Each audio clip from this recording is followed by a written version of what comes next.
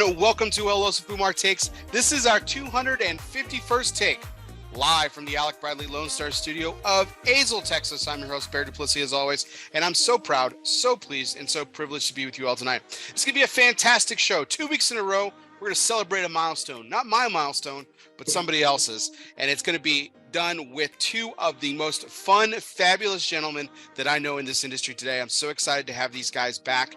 And for a really special ELOSOFUMARTAKES, we normally do things a little differently here. Today, we're going to do things a little traditional, which is bring the band together, so to speak. So stay tuned. We got a great show coming up. Before we get to formal introductions of our guests of honor, we do have to thank the people that make this show possible, and that, of course, is our sponsors. Tonight's show is sponsored by our good friends at Drew Estate. Check out your Drew Diplomat retailer today for all the goings-on with Drew Estate. Some great cigars coming out this summer. Check out the new Freestyle Live pack that went live just a couple of days ago. You can get those at Drew Diplomat retailer. See what the folks over at Drew Estate are up to, and we'd like to welcome our newest sponsor, Postania Cigars, to the ELOSOFUMARTAKES family. And let's, without further ado, let's get on with our 251st take. So without further ado, let's welcome into let's welcome into the show, sponsored by United Cigars. Smoke one today and start living united. Misters Juan Cancel and Kevin Keithan, gentlemen of Protocol Cigars, how are we doing tonight? Good evening, everybody. We're doing well. Thank you for having us on, Bear. It's honor and a pleasure to be here with you once again. Usually you'll do one of us. You're one of the few guys that always do it separately, but this time you did us together. I think it's very fitting, to celebrate, 8 years of Protocol Cigars on the market. Juan, not bearing the lead at all. Here we go. Roll Tide. Oh. Sure. Oh, here we go. Yeah. I told Bear prior to this that I think that he was my first interview, like, alone. Cool. I think I do remember that. You also did Bill alone, if I remember correctly. Mm-hmm. Yeah, I think that was the first person in Protocol to be alone. You guys he said it was always Bill and Juan. Yeah. Mm-hmm. Yeah, it was. So I had Bill on twice, one on once, and then when Kevin joined the ownership group, had Kevin on, and then we brought Juan back. For one of my favorite, honestly, Juan, the last time we had you on, I've said this to a lot of people and stuff. It was honestly one of my most favorite interviews, because I think a lot of including myself, like, got to know you on a completely different level, and it was really it was really fantastic. Everyone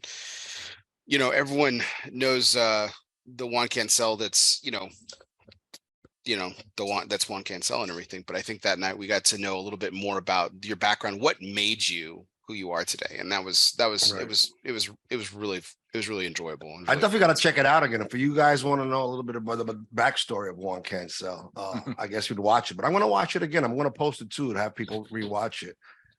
What would be the fastest way to find it? Would that be on your YouTube channel, Bear? YouTube, yeah, probably YouTube's going to be the best one to find it on. Okay. So that was the I'll pull up the take list here in a second. I'll give you guys the number, but yeah, no, it was one of my favorite interviews. Was the last time I had you on by yourself, but I've got you both here now. This is something I'm really been excited about. So like you're saying, 8 years, celebrating your 8th anniversary. That just happened this week, right? Yes, May 16th. So the first event we had where Protocols was sold on the market was, I think it was a Friday. I don't know if I remember if it was a Friday or Saturday. My gut wants to say, I would have to check on my. I think it was a Saturday. I was going to say, it feels like it was a Saturday. I think it was a Saturday. You know why it was a Saturday? Because we wouldn't do it on Friday because we had a pig roast there. Yeah. Anyway, so we had the ideas for those of you out there in TV land and in the radio and podcasts. If you guys don't know how we started, I'm just going to quickly tell the story. So, back in the days in 2013, 14, Bill and I became friends. Bill was a cop and actually when I met him, he was a sergeant in Berkeley Heights PD. Today, he is now a captain. So I want to toast to Bill because that's a pretty great, for a very small department to be making the rank of captain. That's pretty impressive. Cheers, Bill. Congrats to Bill. Which is one of the reasons why he left the company, because he wanted to pursue a more serious, and that's kind of political. So, and it's a lot of politics. So the job didn't like him having a cigar company because he was always drinking and smoking, which is fine if you're off duty. But it's not the look that they wanted and stuff. So somebody did talk to him about it, and he made the hard choice and left his baby for what was important to him, and he did that. So we need to get Bill back, just ask him what he really had a harder time giving up, the cigars and the booze or the beard, because I really miss bearded Bill. Well, every November he could get it back because on his job, it's a police thing, but every November they got No Shave November for charity. So he would grow the beard for that. And then since he was a boss, he'd keep it like a month or two after that. So by January, he'd look nice and keep donating to charity. You can keep the beard. Speaking of beards, look at Kevin's. Yours is coming in nice and real. I like this, man. This is a little birdie was in my ear about like maybe growing it out a little bit, not doing that little short thing. So I'm not going crazy. I'm not going the full Juan can't sell, but just a little bit. I keep it tighter, but I like it. My whole thing it's getting very gray. Juan's getting a little couple of grays. Yeah. But Juan likes the salt and pepper. Yeah, I can't wait for this. I want to be like Bear. Bear's got a nice mix, that salt and pepper look. I think it looks amazing and distinguished. I got a few over here too. We'll go with distinguished. I got baby beard, and then Juan's got like adult beard, and then Bear, man, you got like massive beard. My whole entire life, since the age of 16, I've had jobs where I had I had to shave every day and have low, high and tight haircuts. So when I retired 4 years ago, I was like, I've always wanted long hair and a beard. So I bet this is just what's happened since I retired, just the long hair and the beard.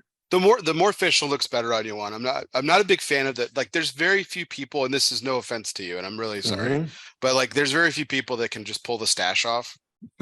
Yeah, you did pull it off for many years. And well, I mean, Kevin can say that. I never was a fan of it. I'm sorry. So, but I mean, dude, the list is high, and this the high distinguished. I mean, we're talking about the Sam Elliott's, the Tom Sellecks of the world. Those are the people that pull out the stash. So but every once in a blue, I would shave it off, and it would just cause a ruckus at work. I bet. Whoa, what happened?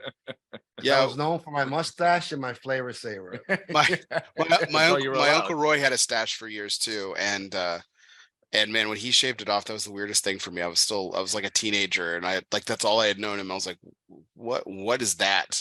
Because like, you don't have a mustache? Like, that's weird. He's like, yeah, I decided to shave it off. I'm like, you can't do that.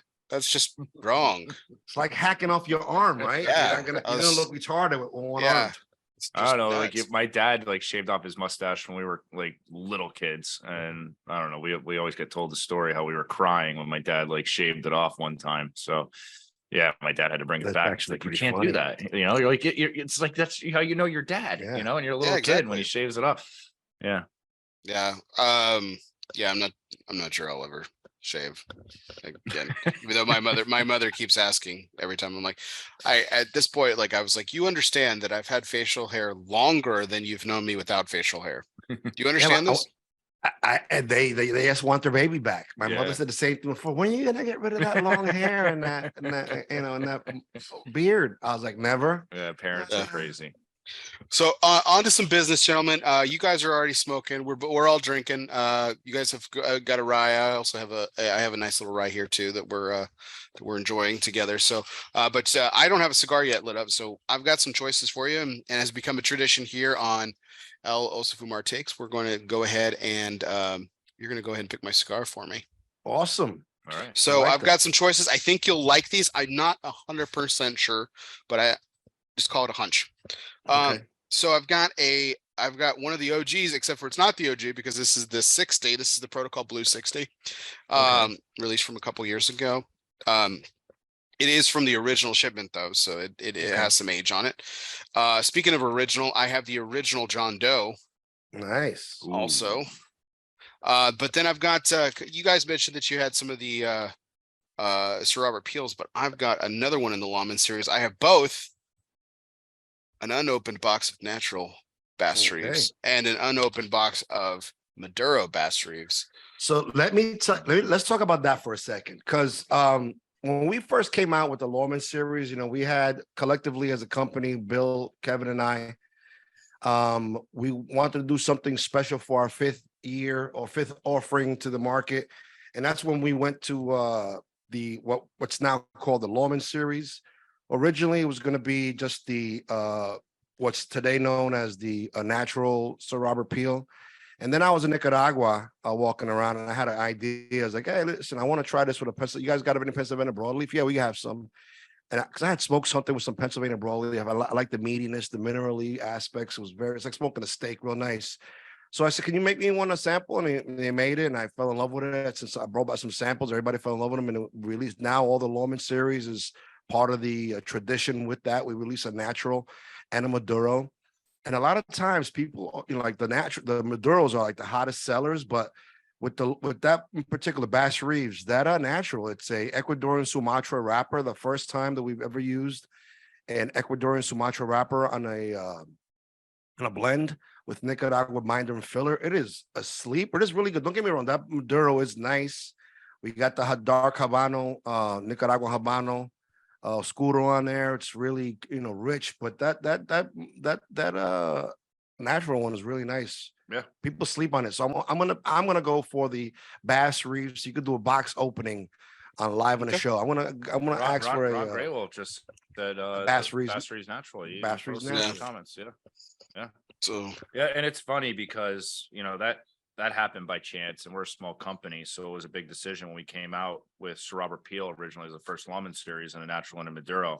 So I always joke, it's like, hey, Padron, when they come out with a 1926, 1964, what's it come out in? A natural and a Maduro. So there you go. Yeah, they can sue me and I'll be in the news. So at this point, natural and Maduro is one of the words, and it's just like an equally used name in the industry, a word, because some of these trademarks and things. Well, yeah, and then but like there's like words like reserva, right? That like, man, you can't. Like everyone uses that limited. Yeah, it's almost to the point where you can't even what's gonna happen? You can't use the word Toro anymore. Right, somebody's gonna give you a cease and desist. Can't use the word evil. I know that. There it is. There it is. Look at that beautiful purple. That's gorgeous. Yeah, very nice. What was I know you guys have you put a lot of Easter eggs on these in particular one. What was the inspiration with the purple? I just thought it looked nice. It's weird.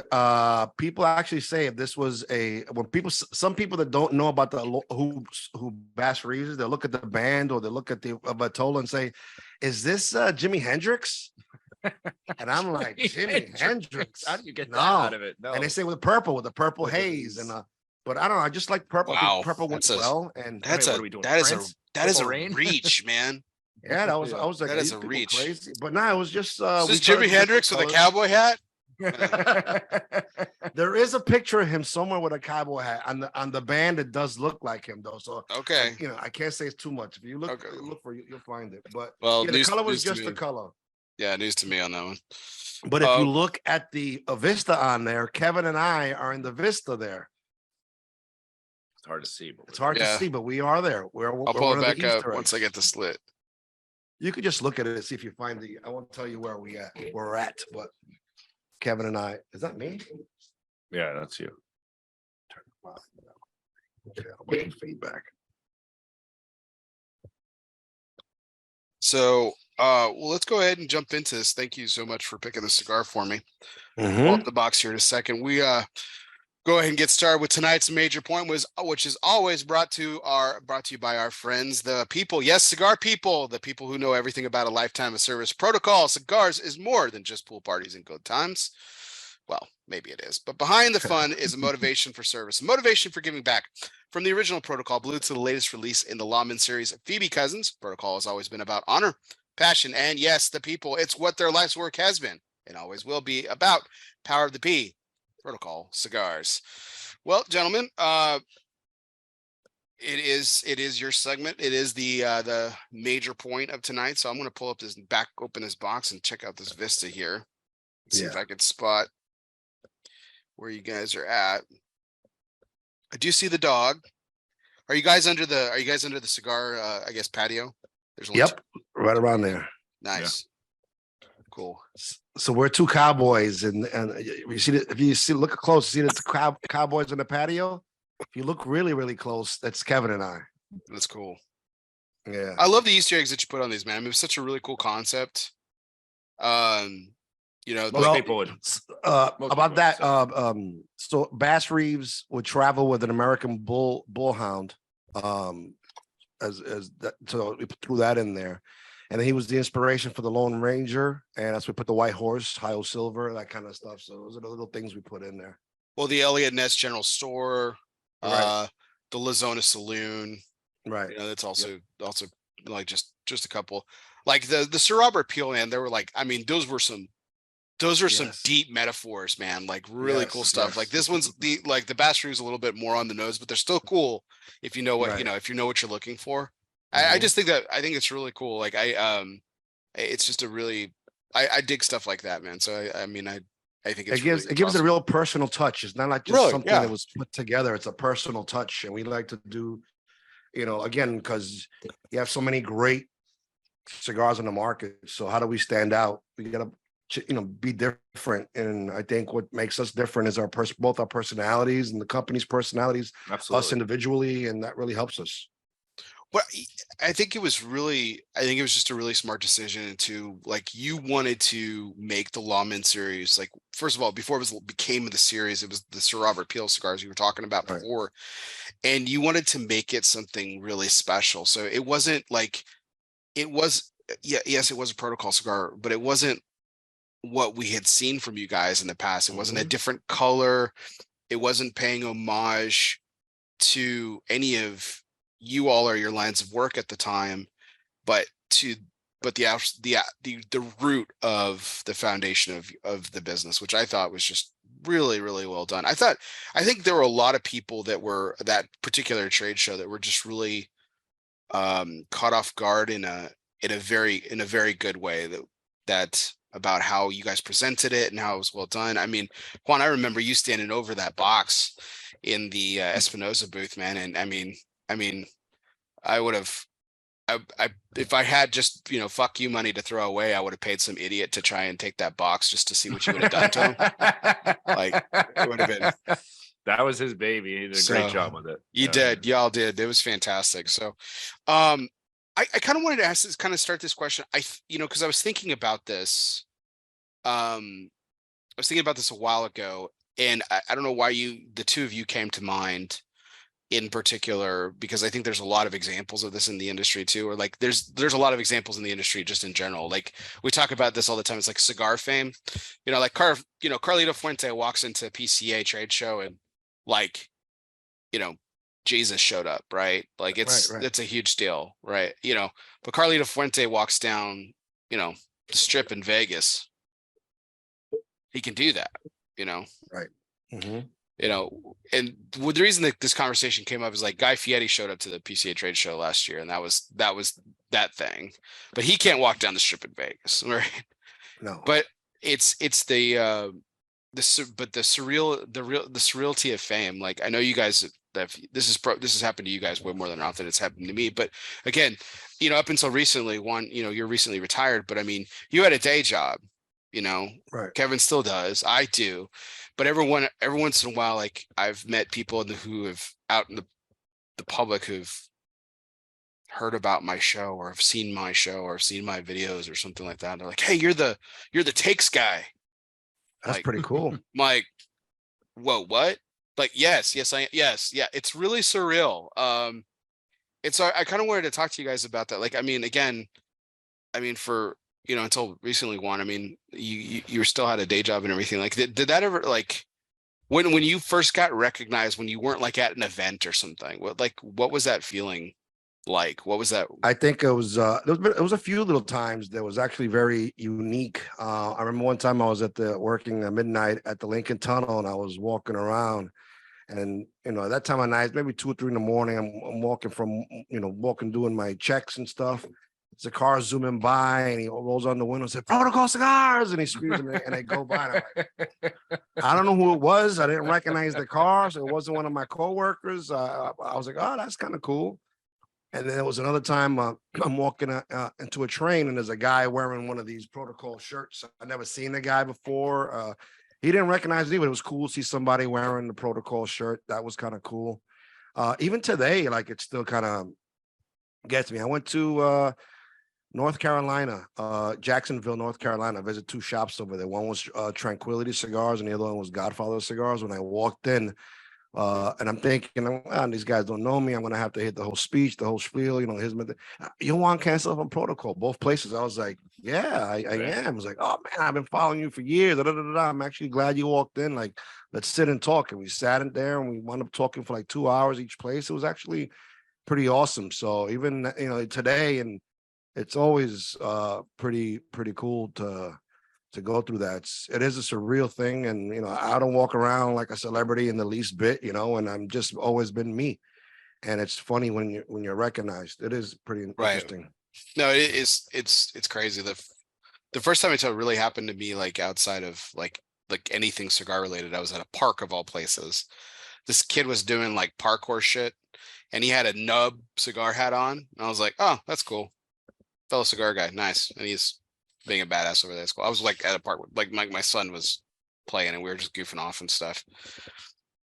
He came over and he was like, "Hey, sorry to interrupt." And I was like, "Yeah, no, what's up?" And he's like, "Are you Bear?" I'm like, get my son a little bit behind me, I'm like, this is a little weird. And he's like, "Hey man, I watched the show, man. Who's your guest tonight?" And I'm like, because it was a Sunday too, so that was like, right. Like, oh my god, cool. And the fun thing about that was the first time I had Kevin on. That was the day that Kevin. Wow, cool. That's actually yeah, little full circle. So, Kevin? Has it ever happened to you? First time that it's happened wasn't me being recognized, but I was driving. I had an older 2008 BMW 5 Series, and I was driving to New York City for my day job. And all of a sudden, remember the Assassin's Lounge, the group? Right. Somebody posted a picture of my car driving down like 78. And like, whoa, power of the P. Like they posted the car driving down the highway. Like, yeah, that was me. They saw the car. That. Yeah, I mean, not so much because I've typically been behind the scenes for the most part. So yeah. I don't typically get recognized. I get more of like yesterday and today I'm at Famous. You get 5-6 guys. Hey, where's Juan? That's all I get. Is everybody asks me, where's Juan? Hashtag where's Juan? Yeah, where's Juan? That's Coop. Coop did that one. Have a toast to Coop. That's your partner in crime over there. Yeah. Cheers, Coop. Coop didn't respond to my airport. Where's Juan? So I'm a little upset about that. He's kind of left that behind, man. So the torch has been carried on by other folks, but I think he did it right. I thought it was pretty good. So for what it's worth. Joke. Yeah, I'm just making a joke. But yeah, no, I thought it was just one of those things that was interesting, like, for 251 takes now, I've had the opportunity to talk to pretty incredible people. Those are some big numbers, 251 episodes. Yeah, it's crazy, man. Yeah, I had 250th episode. We had Manuel Quesada, who's like the legend last week, and that was like crazy. And he's got such a fantastic story. You guys have fantastic stories. Like there's so many stories in the industry, and they're really great. And like it kind of, I don't know, I kind of just had this crazy moment thinking about like there's so many people that will never understand the protocol story because they don't smoke cigars. They don't know, they have no interest in it. But there's so much to you guys. There's so much to all these other folks, and it's kind of sad. It made me kind of think of it as kind of sad in a way, but pretty cool that I get to sit across from you guys all the time and have conversations like this and stuff. So, not to jump just for the sake of jumping here, but it was just something that I was thinking of. But again, I really go back to the Lawman series. I really like the homage that you guys pay to very important people in law enforcement, starting with Sir Robert Peel, Elliot Ness. And Juan, I loved your explanation of it. You talked about how, and you weren't like very gravitas about it. You weren't like over the top about it, but you're like, so many times in cigars, like people celebrate the villains, the Al Capones and stuff like that. And it was very, I don't want to say only in cigars. I think like in culture itself, like think about, rap music or any kind of music. The bad guy is always cool. We've become, I used to watch wrestling back in the days, and in the mid 90s when the NWO came out, it was like kind of the first time people started rooting for the bad guys, and it just become really, really a lot bigger, and everybody, to the point where Al Capone has his own cigar, Right. And that was and our Elliot Ness was a direct response to that. Why is a criminal that kills people has blood on his hands Yeah. get his own cigar? People smoking Al Capone's like they're okay. Why not? Celebrate the guy that put him in jail, put that bad guy in jail. That's right. No, I loved it. I loved it. Kevin, who's the who's the equivalent in like the cyber crimes world? Like, who's the godfather of cyber crimes? Like, is there? That's a great question that nobody's ever asked them. There's got to be somebody who's like legendary. Oof. I don't know. The most famous in like the cyber world, but he wasn't really the best guy, is like John McAfee, I think. He had the program, the McAfee program. McAfee program. Oh, okay. Like I think he went to jail. I don't know if he's still alive. I think he Wow, died but he did do okay. He was like, sometimes aren't the people, but yeah. Sometimes the most famous people are not, they make mistakes, but that's pretty cool. Yeah, I think it's really interesting how we as a society, especially today, I don't want to get too political, but like I think it's interesting how we choose who we pick and choose to ignore blemishes and who we pick and choose to say, oh, that blemish matters. That blemish Chris Rock said it. Chris Rock said it best in his last stand-up with on Netflix. He was like, everybody's like listening to Michael Jackson now, and it's cool. R. Kelly comes on, and it's like, oh, why are you listening to that? You know what he did? And like, but they did kind of the same thing. Yeah. It's that selective outrage. That difference is one guy's dead. Yeah, the selective outrage that people have, and that was actually the name of his Netflix show, Selective Outrage, which was pretty funny.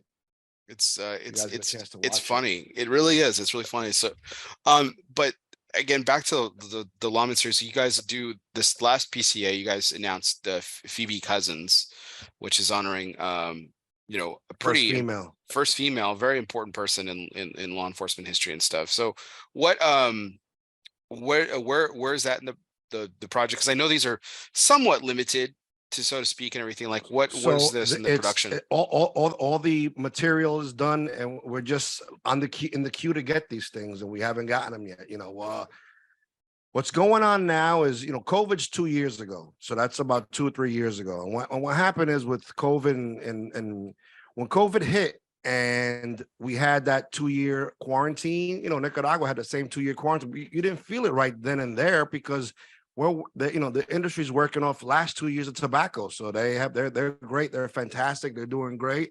And they held up nice. It's only been on the last year that, we're feeling that effect from when COVID first happened. And I hate to be still blaming COVID, but that's the reason, the wood's gone up, everything, the prices of things gone up. So, and I've had a conversation with AJ that is going to make that particular, the Phoebe Cousins, and he said, listen, Juan, I love you like a brother, but I got other projects that are first, and I get it, you're only going to make 5,000 cigars, do you pull these rollers and bunchers and everybody and do that, or you got, Altadista, you got to do, 20,000 cigars for 20,000, maybe 100,000, whatever, 200,000. So it is what it is, and we'll get it when we get it, and we've stopped worrying about it, but that should be the next one coming out, hopefully. Well, I had this slated for later in the 8-year history that we're going to talk about, but let's talk about it now. So I think that's something that's worth noting, that you guys don't own your own factory, obviously. No. And you guys have worked with two factories very infamously, everything started at La Zona, and then as that relationship, as Eric's and Hector's relationship with AJ blossomed, it got you guys the introduction, which was really cool too. Correct. What a great opportunity with all that kind of tobacco and that was exactly how it happened. If it wasn't for our relationship with Espinosa and Espinosa Premium Cigars, we would never probably gotten in with AJ. Even though there was one time we were in Nicaragua, it was me, AJ, and Eric sitting in the couch, and they actually called the protocol house, which has nothing to do with Protocol Cigars, but that's the name that he's given that house. And he goes, he was like sitting in the couch, and this is probably like year 1 or year 2, something along those lines. And I had AJ saying, Juan, I want to make your cigars. Let me make them. And then Eric's like, nah, I'm making it. I was like, nah, let me make them. I could do better. It's a 2 hour. And then Eric's like, no, I'm not giving you that. I'm sitting here like in amazement watching Eric and AJ Fernandez, fight about who's going to make my cigar. I was like, wow, that was such a great moment for me. over the 8 years a history of the protocol, which was Now pretty we got awesome. both. Yeah, now we got both. Well, I mean, talk about that for a couple seconds though, because you talk about it, and you guys always say this, like it's not, you never say it like to undermine yourselves or anything like that, but you're always quick to remind people that you're a small company. And Right.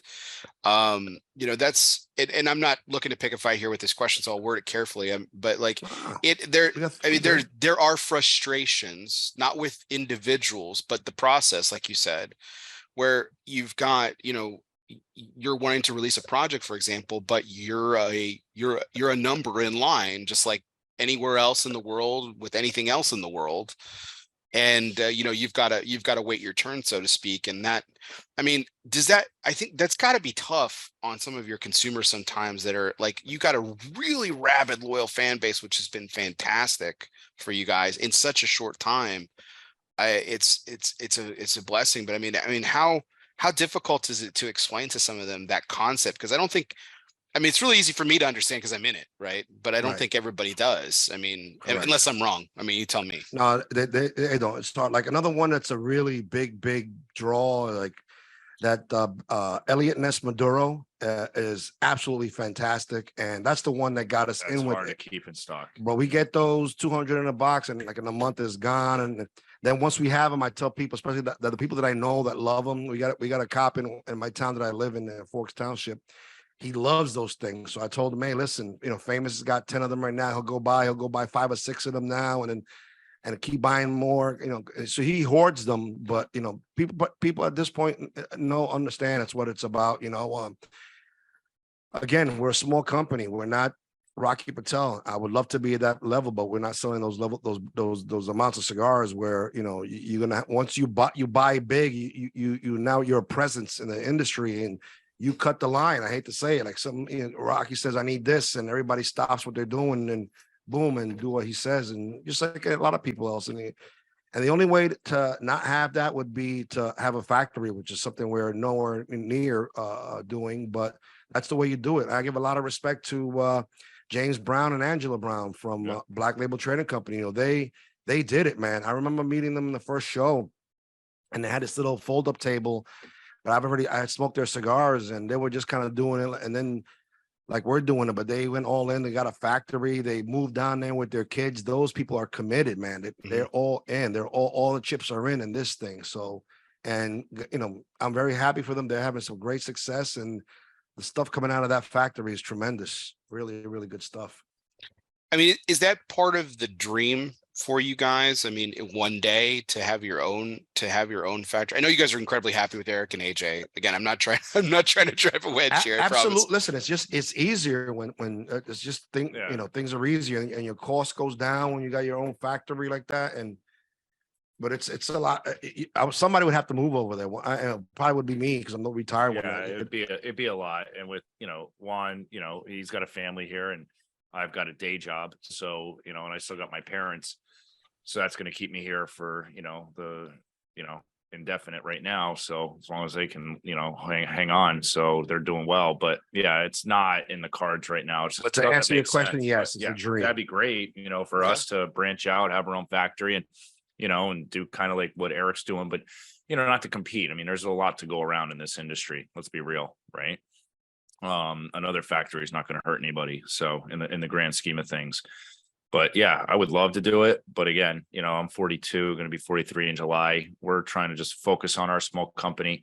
For us, and I won't speak for Juan, but for me, it's a passion, right? And it's not a big money maker. We're not, over here killing it with protocol. But it's a passion. We love it, and we love what we built. We want to continue it. And if at some point, I hit it big on Bitcoin and cryptocurrency, I'll be, the first one to say, Juan, let's get the factory going. But, until that happens, if I hit the lotto, or if Juan hits the lotto, he can call me up. But yeah, so we'll see. So listen, not out of the realm. I've had this conversation. Buying lotto tickets. I didn't know if you were at the OTB or anything. So I've been having this conversation a lot lately since I've been kind of pushing 8 years of protocol. And the question has been presented to me is like, in the 8 years since you guys have been in business, how many small companies have come and gone, and you guys are still around, persevering? It looks it looks great. Like you could say, yeah, because we know we're this, we're that. But the honest, and I'm gonna be honest with you, and I don't know if Kevin's gonna even be upset about this, but the honesty of it is the reason why we're still around is because we don't feed our family from the money we get off a protocol. All the money we get from protocol goes right back into production, right back into marketing or whatever it is we do, paying the rent, keeping the lights on, all that stuff. We don't pay ourselves $1, so we don't get $1. But guys that come into this industry and they, that becomes, this is their bread and butter. They want to put a roof over their head. I could see where it becomes like, wow, we're small. We're not selling anything.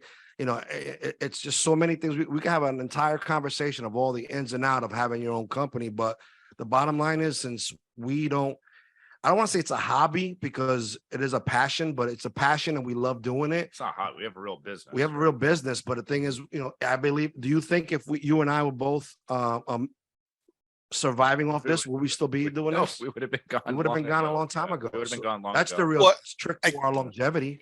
Because you guys reinvest back in the company, that kills one of my questions, Kevin. Because I was going to ask, I know you came into ownership later, as part of the journey of the 8 years and everything. I was going to ask you what it felt like to get that first check from Protocol Cigars, essentially. Well, he hasn't gotten a check. I'll let you know when I get it. Yeah, I was gonna say, there you go. Yeah, future tense. I'll let you know when I get it. This is great. This will go not into our everything, future segment like that we're gonna do here in a little bit. A few things, like if like maybe like an airfare. If I'm going to Omerta to do a big release, and it was a pretty substantial buy-in, something like that. We'll do an airfare. I do the hotel, but things, is just we're not. Listen, to do this right, you got to sell 1 million sticks a year. We're not anywhere near close to selling 1 million sticks a year to be making some kind of money. So, before we kind of go back into the history, because we're gonna go back to the beginning here. But Kevin, I really wanted to get to you because I've asked Juan this before, and it might have changed now that you guys are on the verge of releasing Phoebe Cousins. But like, what's the out of the Lawman series? What's because I know your palate's different than Juan's. What's your favorite in the Lawman series? Out of all of them, man, my favorite Lawman series would be that what you're smoking right now, the Bass Reeves Natural. That hits home, and I hate to just peanut butter it, but I will. I mean, all the naturals in the Lawman series, like, it's no joke. Like, we're not just saying it. Like, I smoke more of a medium-bodied cigar. Juan smokes more of a full-bodied cigar. Not that I don't smoke full-bodied, and he doesn't smoke like mild or medium, but I will go to that Themis all day long. I'll go to use the lightsaber. It's where our palates fit. So, but if I had to pick one, I would definitely say that Bass Reeves Natural really hits me right. This has some age to it, and it's smoking really nice.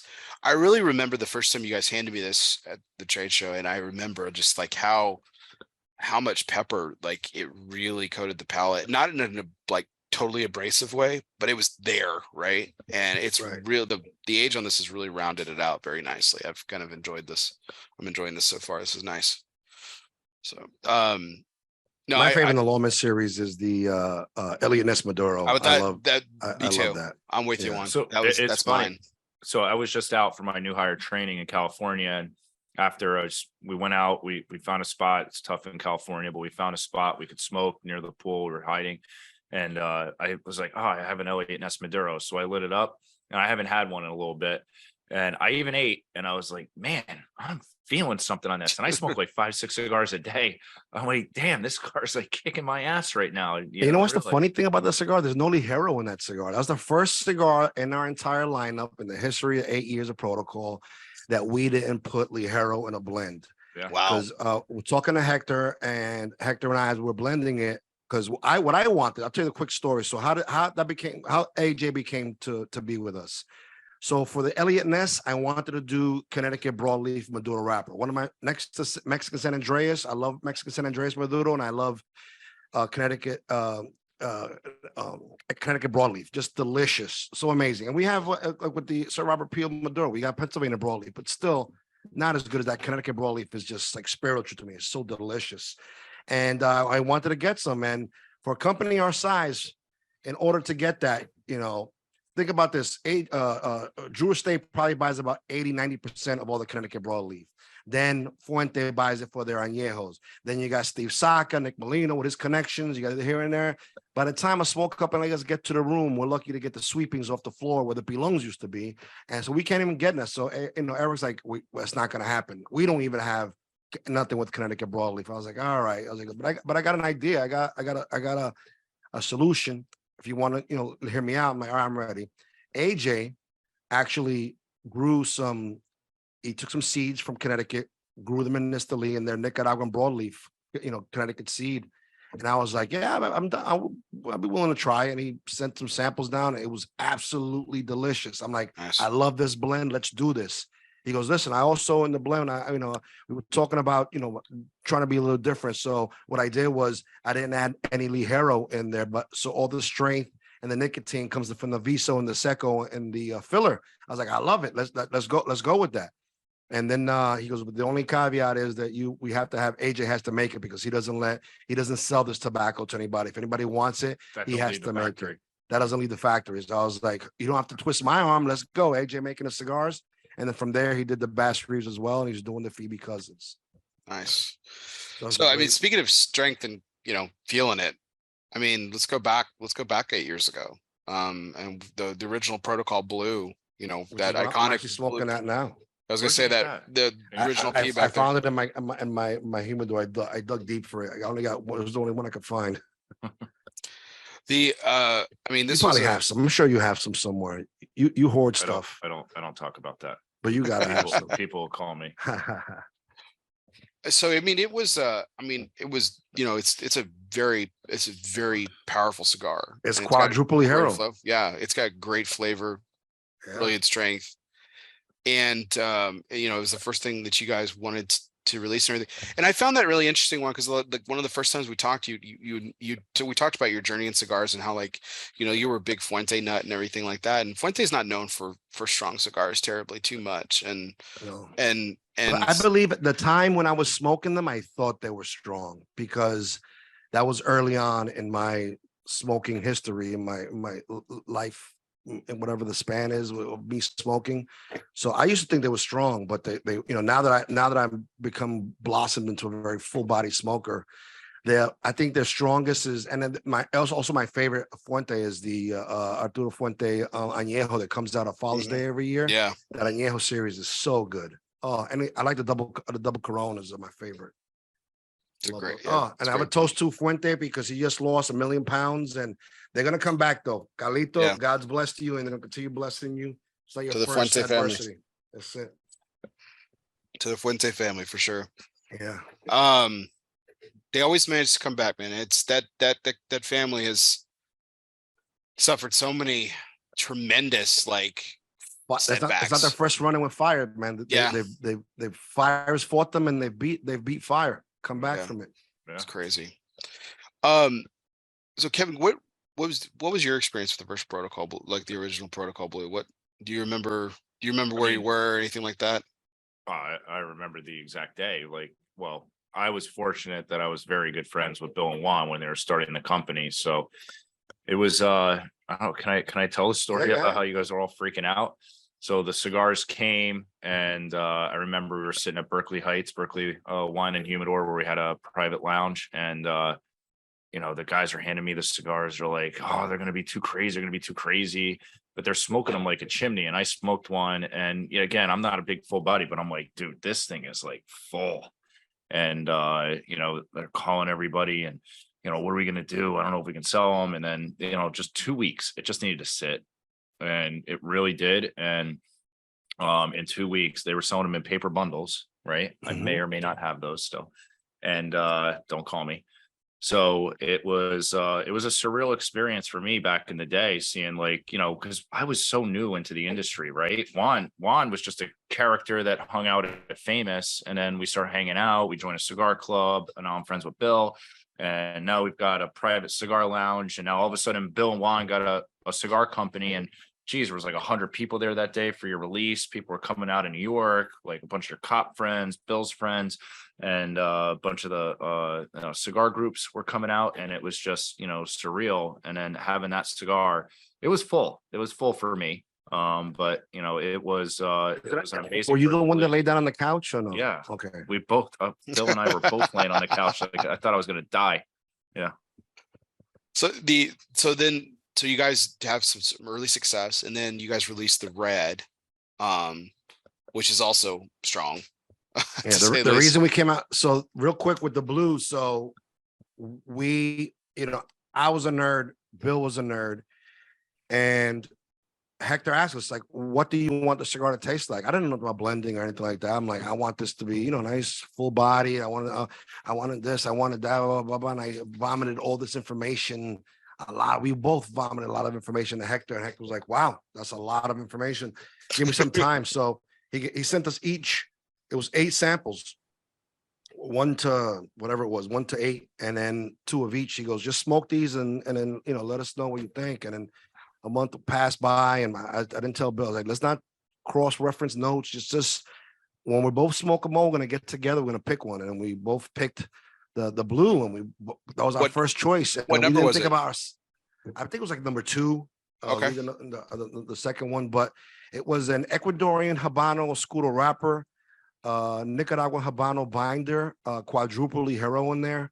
And, a lot of people would say that's not even going to smoke. That's not going to smoke all that Ligero in there. You need combustion with the Visos and the Secos and all that stuff. It had the majority of it was all Ligero. And just for that thing smoking, the way it did, it was a testament to. Even Eric even told you, like, I don't know about that cigar. Yeah. And it has been smoking. It's smoking. This is an 8-year-old one I'm smoking right now, and it's still got good amount of kick.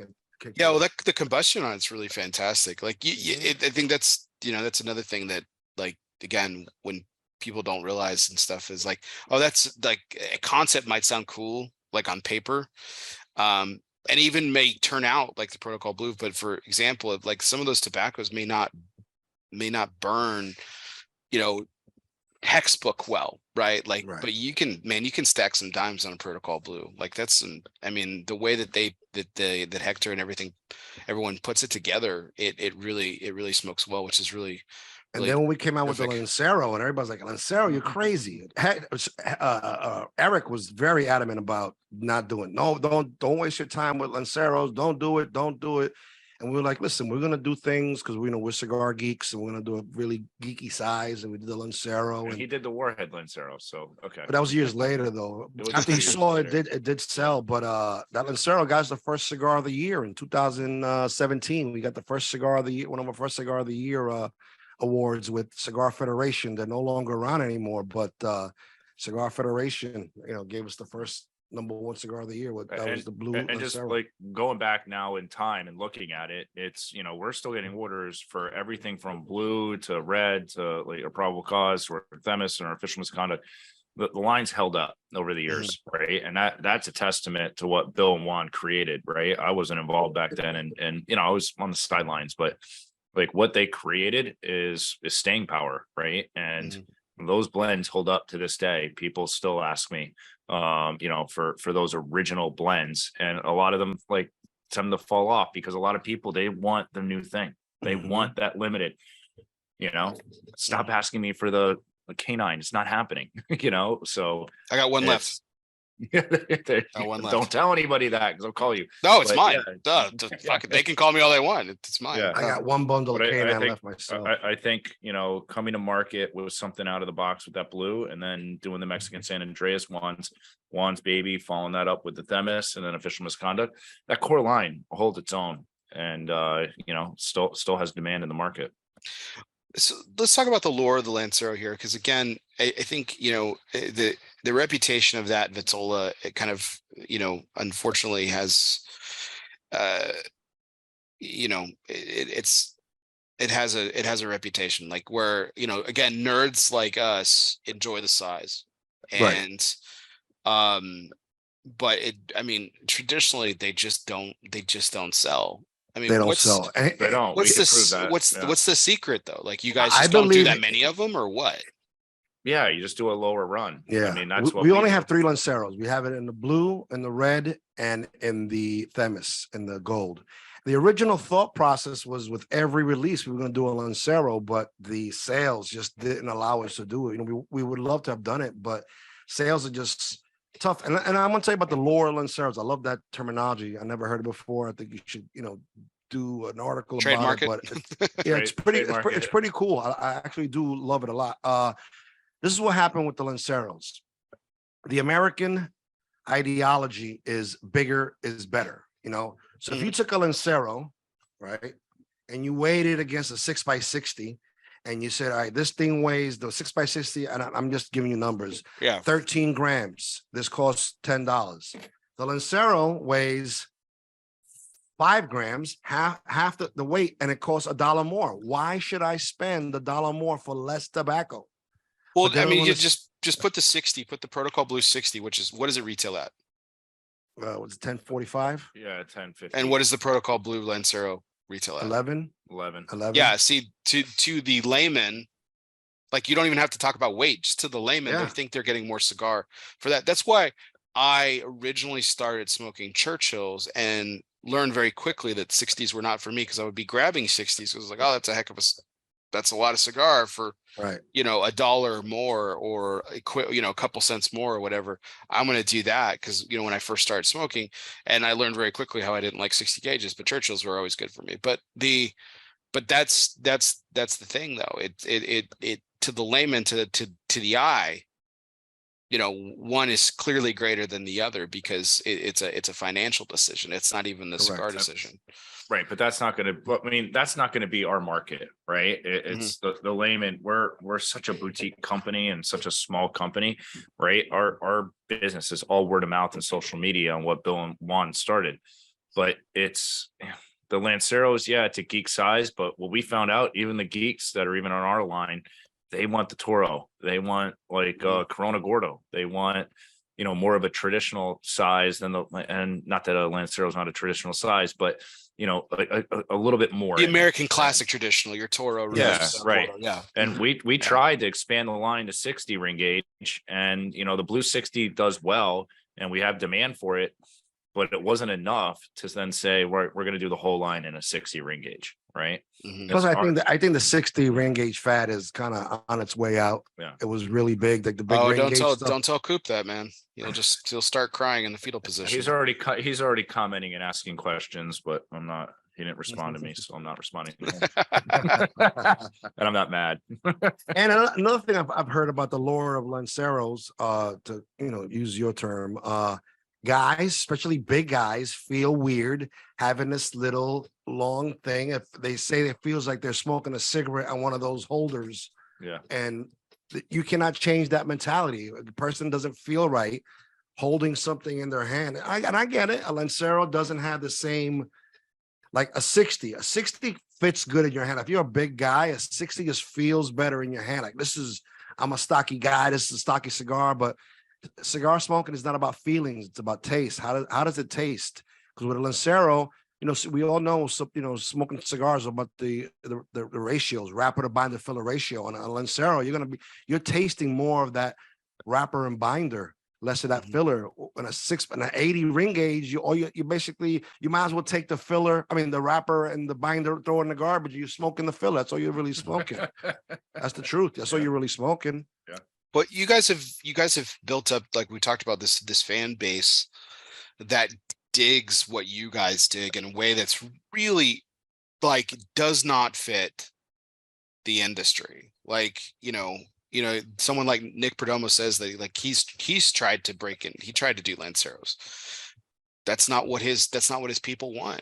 That's not what his customer wants. And it just didn't work out. He makes Coronas, and same thing. And I've had some of his Coronas, they're phenomenal. I've also had some of his Torpedoes, and they're phenomenal too. And they don't, all his cigars are good.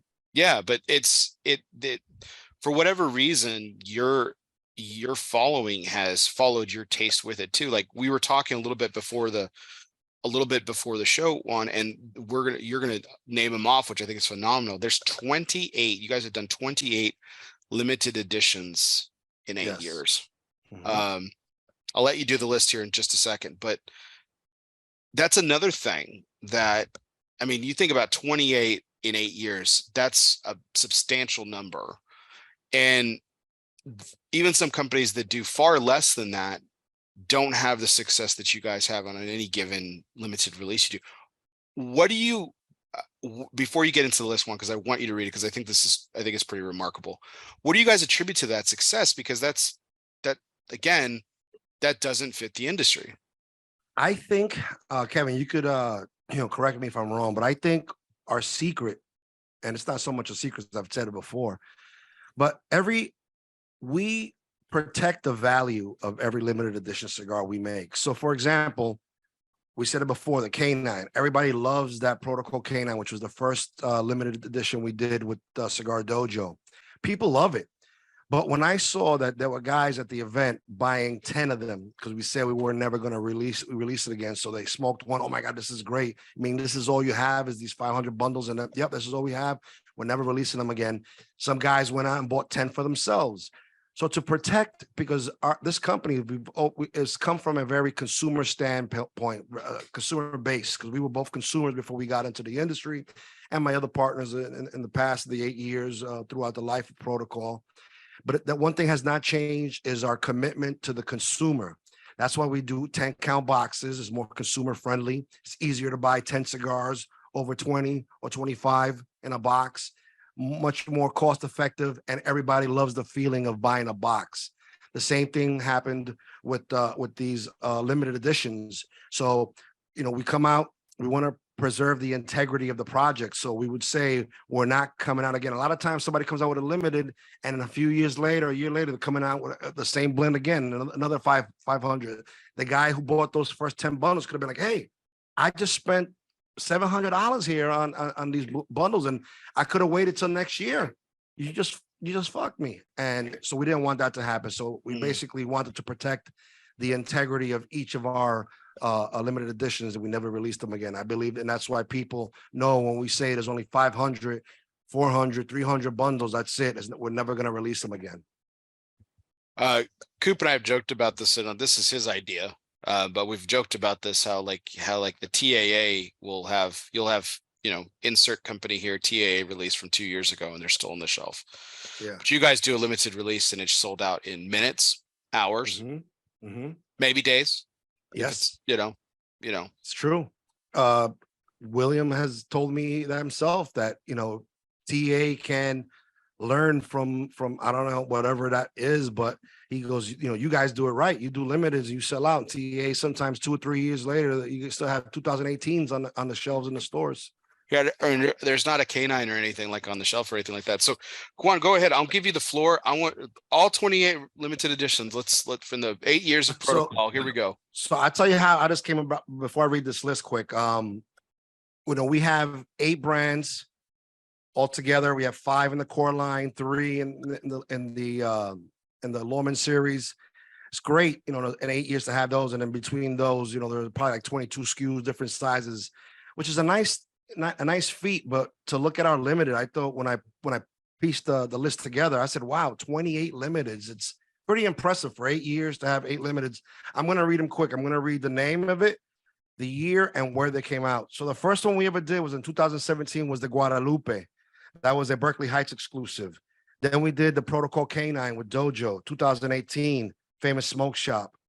Protocol Fat Ash, year 1, 2018, Famous Smoke Shop. Protocol Fat Ash, year 2, 2019, Famous Smoke Shop. Protocol John Doe, 2019, Berkeley Humidor. Protocol Nightstick with Dojo, 2019, Famous Smoke Shop. Protocol Jane Doe, Berkeley Heights, 2019.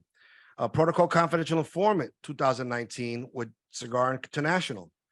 Protocol Fat Ash Year 3.0, 2020, Famous Smoke Shop. John Doe 2.0, 2022, Omerta Cigar Company. Protocol Poo Party Year 1, 2020, Protocol Poo Party event. Protocol 5 Families, 2020, Famous Smoke Shop. Jane Doe 2.0, 2020, Smoke In, Abadabna. Protocol Paddy Wagon, 2020, Caravans Cigar Company. Protocol Coppers, 21, Vintage Cigar Lounge. Protocol J Train for JSU, 21, Caravan Cigar Company. Protocol Taser, our third dojo release, 21, Smoke In with Abe. Protocol The Law, 2021, Ormeta Cigar Company. Protocol Pool Party Year 2, 2021, Protocol Pool Party Event Cigar. Protocol John Doe Series 3.0, 21, Ormeta Cigar Company. Protocol Battleborn Cigar, 21, Caravan Cigar Company. Protocol Jane Doe 3.0, 21, The Royal Leaf. Protocol Heart Cold Detective, 22, Breaker Cigars. Protocol The Law Part 2, 22, Ormeta Cigar Company. Protocol Pool Party Year 3, Protocol 22, Protocol Pool Party Event Cigar. Protocol F Train, 22, New Tobacco Village. Protocol Tenure, which was our last cigar with Cigar Dojo, Famous, 22. And then the last one we got coming out in July is going to be this year. So what we got so far is the Protocol Law Part 3, 23, Ormeta Cigar Company. So right there, that's 28 limited edition cigars. That took me a minute. Let me take a drink. It's impressive that we've been able to pull that off. Yeah. Now the Paddy Wagon is an ongoing cigar that you guys do for Caravan, correct? Out of these, yes, the only one that's the ongoing all the time cigar is the Paddy Wagon. Yes, that one is a it's a limited, but it's a shop exclusive. He wanted to keep doing it. That's the only one you could buy more of. J and F is kind of. Oh yeah, the J Train, the F Train, those are now available too. People like those because it's a little different. Like we did them for. I'll let you talk about that one, Kevin, because Yeah, like for J and F, that's for Johnny Smokes Uncut, a Facebook group. My good friend John Reamer runs it, but basically for him, he wanted the F Train. So Juan was like, "Oh, it's like real simple," and he created the artwork, and we made that happen for him. So we make that cigar available. We don't do it like all the time, but it comes out in spurts. But then he opened it up to other shops around the country, and then he did the F Train because he's always dropping the F-bomb.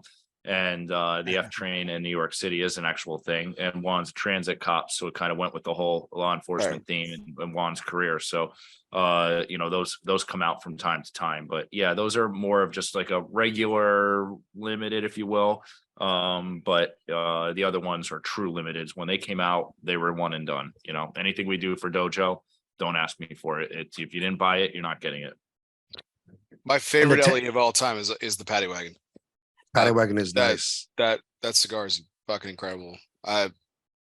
If y'all could, if he could figure out how to take that national, he should do it because that was I said that to Brian back in the day that he could maybe do something with that to take that national to kind of get his brand name out there. I don't know how that would work with other shops bringing in like another shop's name, but I think that would work for them. Yeah, it's good. It's incredible. It's an incredible cigar. I've enjoyed several of those over the years. Didn't get to all of them. The Guadalupe is probably the one that escaped me that I wanted the most because I heard such great things about it. I'm gonna tell. There's a funny story to the Guadalupe. So originally, I can say it now because the Cigar Federation is gone. It's not even a thing anymore. I believe. I'm pretty sure. Like they don't have a. I think we're okay. Yeah, I think we're okay. So originally, the Guadalupe was going to be our first. It was still going to be our first limited edition, but we're going to do it with Cigar Federation. It was going to be called Protocol the Feds. And the guy that ran, I won't mention his name, but the guy that ran Cigar Federation said, and the same thing. Every time we do all these limited, with the exception of maybe the John Doe and the Jane Does, that's a different concept. I'll talk about that in a second, but.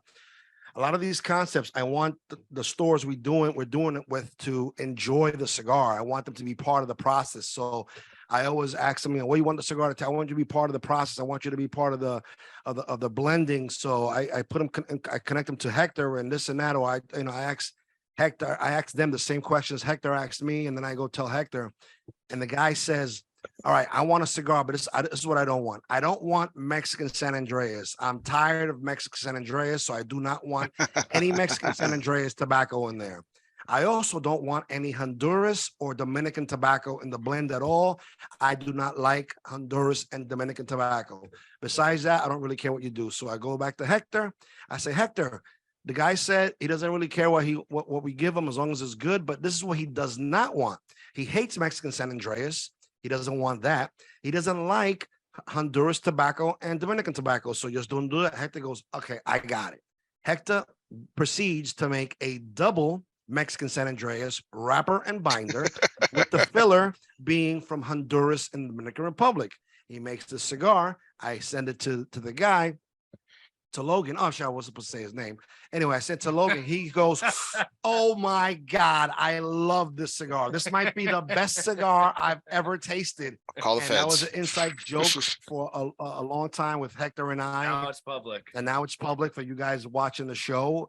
But yeah, everything that Logan said he didn't want, we put it together, and that was the blend of the cigar of the Protocol That's Fed. one of the best Hector Alfonso shut up and smoke this stories ever. That's Yes, and it's awesome one that we don't tell enough, but it needs to get more light, especially now that But so this is what happened. So he wanted to release it for his birthday, and it was an X amount of time. Again, small company, but things were a lot better back then. He said, "Listen, your birthday. Let's just make up a date. Let's say May 20th.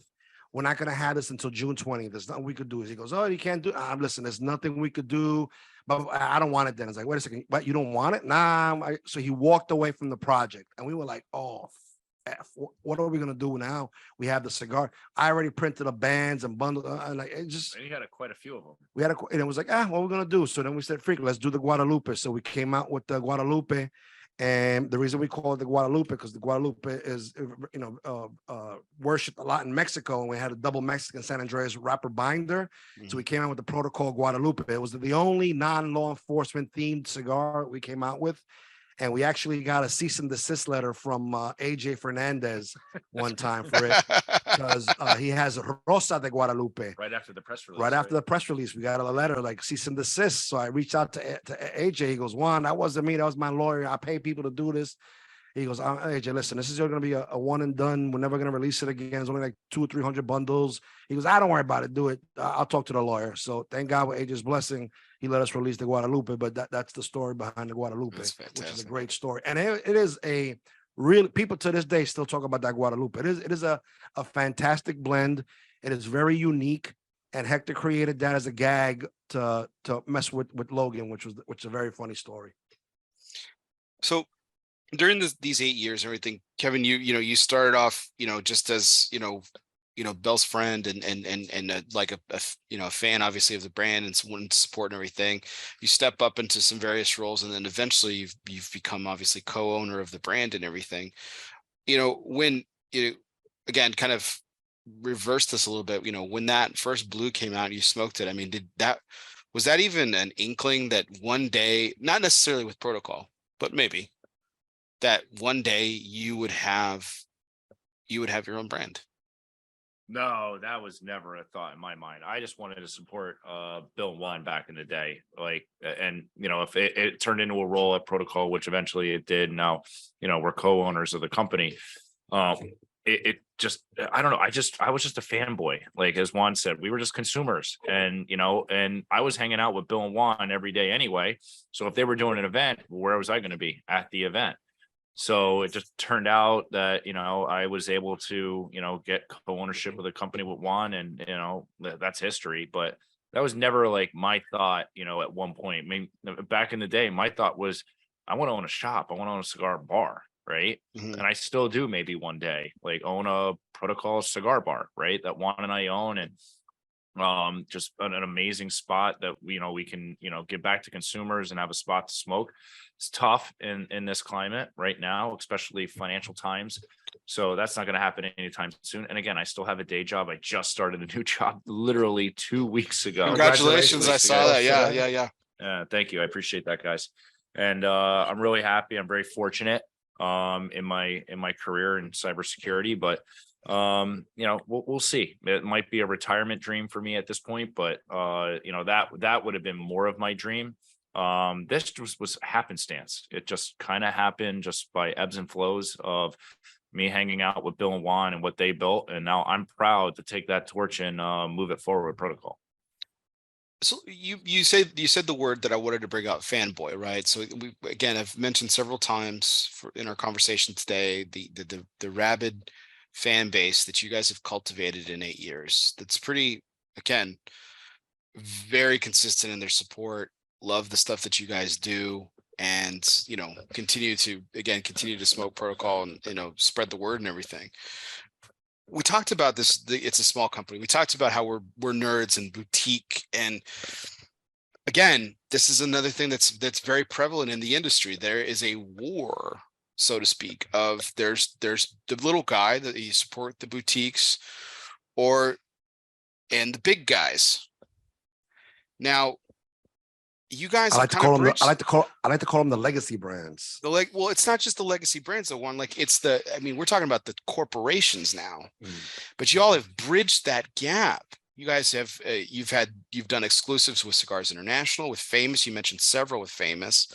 I mean, these are large companies that are owned by larger companies that are part of this so-called battle that I was mentioning, but yet none of that negativity or that blowback or anything, like no one ever holds that against you. How did you do it? How did you broker the peace, man? Like what, where did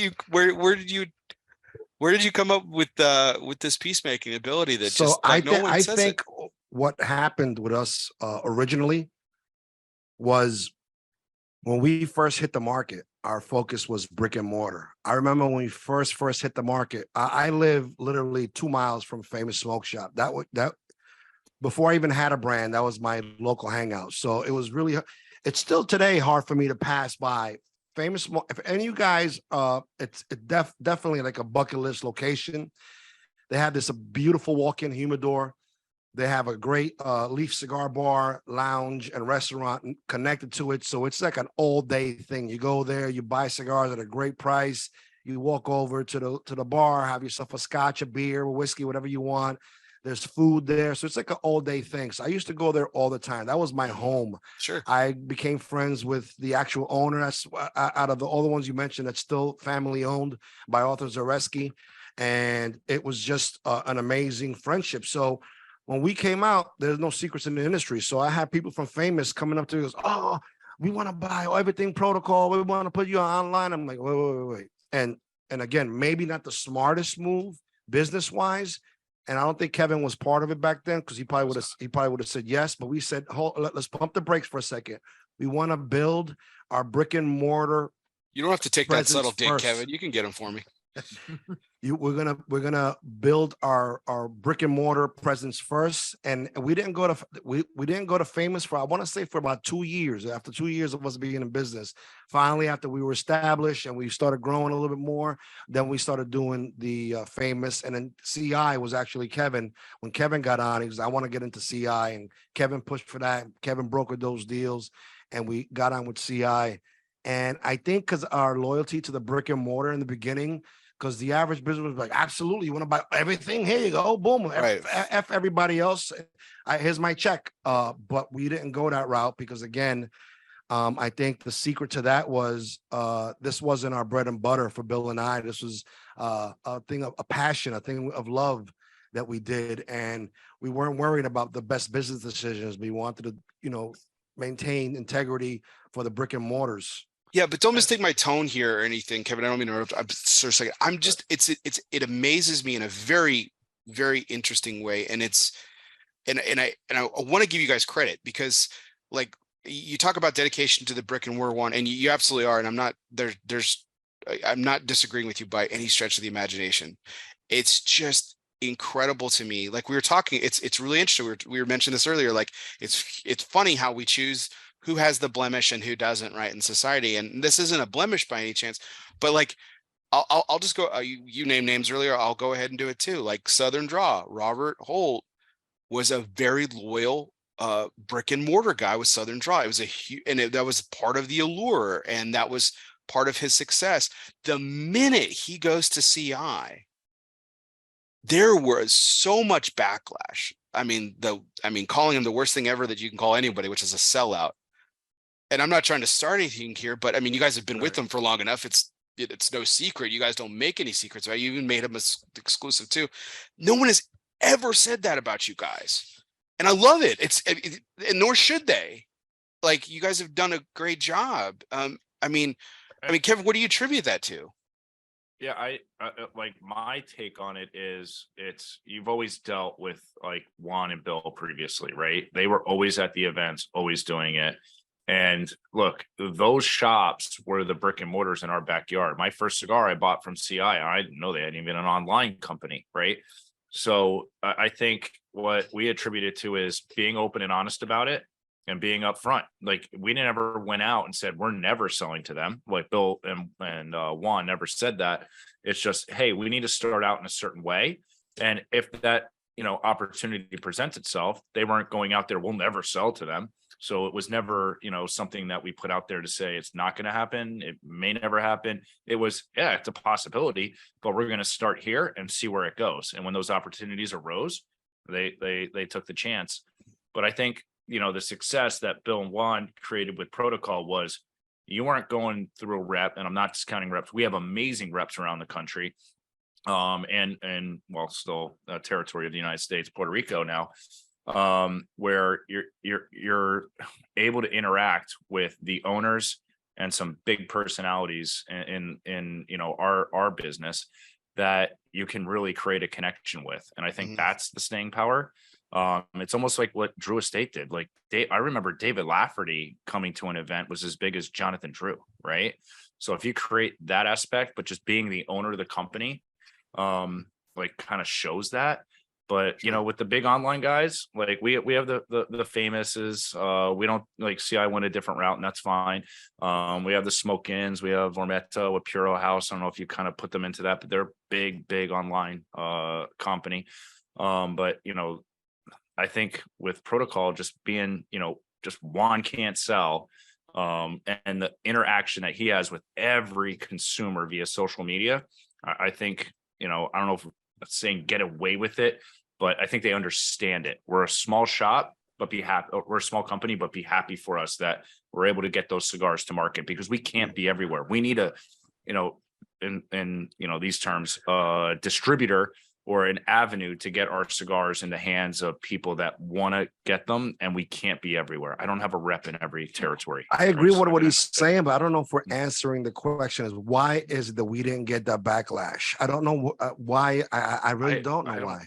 I don't know. Like you said, people were mad when, let's go back to, you mentioned it first, with that. No, I think I said why weren't they mad at us? Because we never said we were never doing it. We wanted to start a certain way. We never came out and said, this is never going to happen. Never going to happen. Right. We never said that. Like that business opportunity presented itself and then we did it. So you can't be mad at that. Right. It's a business. I don't know. That's the way I look at it. But one shouldn't be. But I mean, people are illogical and emotional though.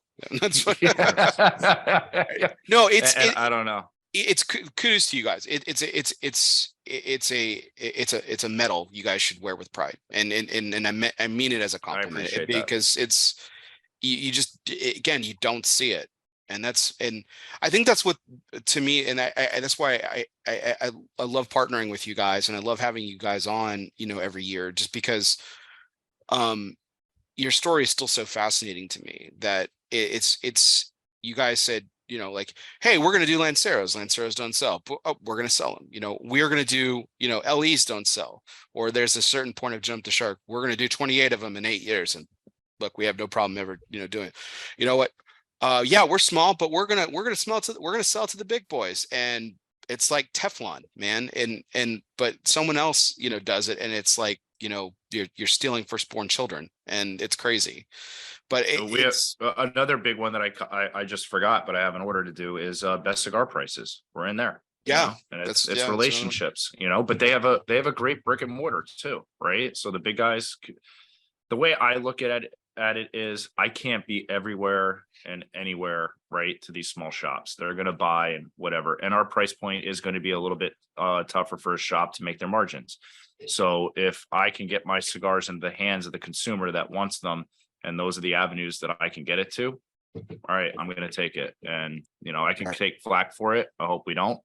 We haven't. And thank God we haven't. But yeah, we haven't thus far. So I'm not trying to start up anything, guys, by the way. So there's a big audience tonight. I get it. But I appreciate that. I haven't looked at it that way. So I appreciate you saying that. That's nice. Yeah, it's a badge of honor, guys. And there's a lot more into. I want to get into this 8 years, but we do need to take a little quick break and Sure. do some more fun segments here, what we call our fun segments. And that starts with, of course, our United Cigar presidential trivia segment. Don't worry, guys, it's multiple choice. I know it's been it's a while since we've all been in school, but here we go with our United Cigar presidential trivia segment, brought to you by United Cigars, featuring La Giana Havana, and distributors of Jose Dominguez, Bandolero, Garofalo, Firecracker, and the highly acclaimed Atabey, Byron, and now Alfonso lines from Selected Tobacco. Smoke one today and start living united. So, gentlemen, here is the question, and it is an homage, the way that you guys do business, where I decided to do a little homage to police and law enforcement history. Which former president was a former police officer and, yes, even served as a police commissioner? Was it A, Lyndon Johnson, B, Andrew Jackson, C, Teddy Roosevelt, or D, Rutherford B. Hayes? In my head, when you first asked that, I thought I was going to say Teddy Roosevelt, but I could be wrong. Kevin? You're the law enforcement guy in this company. I'm going to go with you, Teddy Roosevelt. Okay. Teddy Roosevelt. It's a final answer.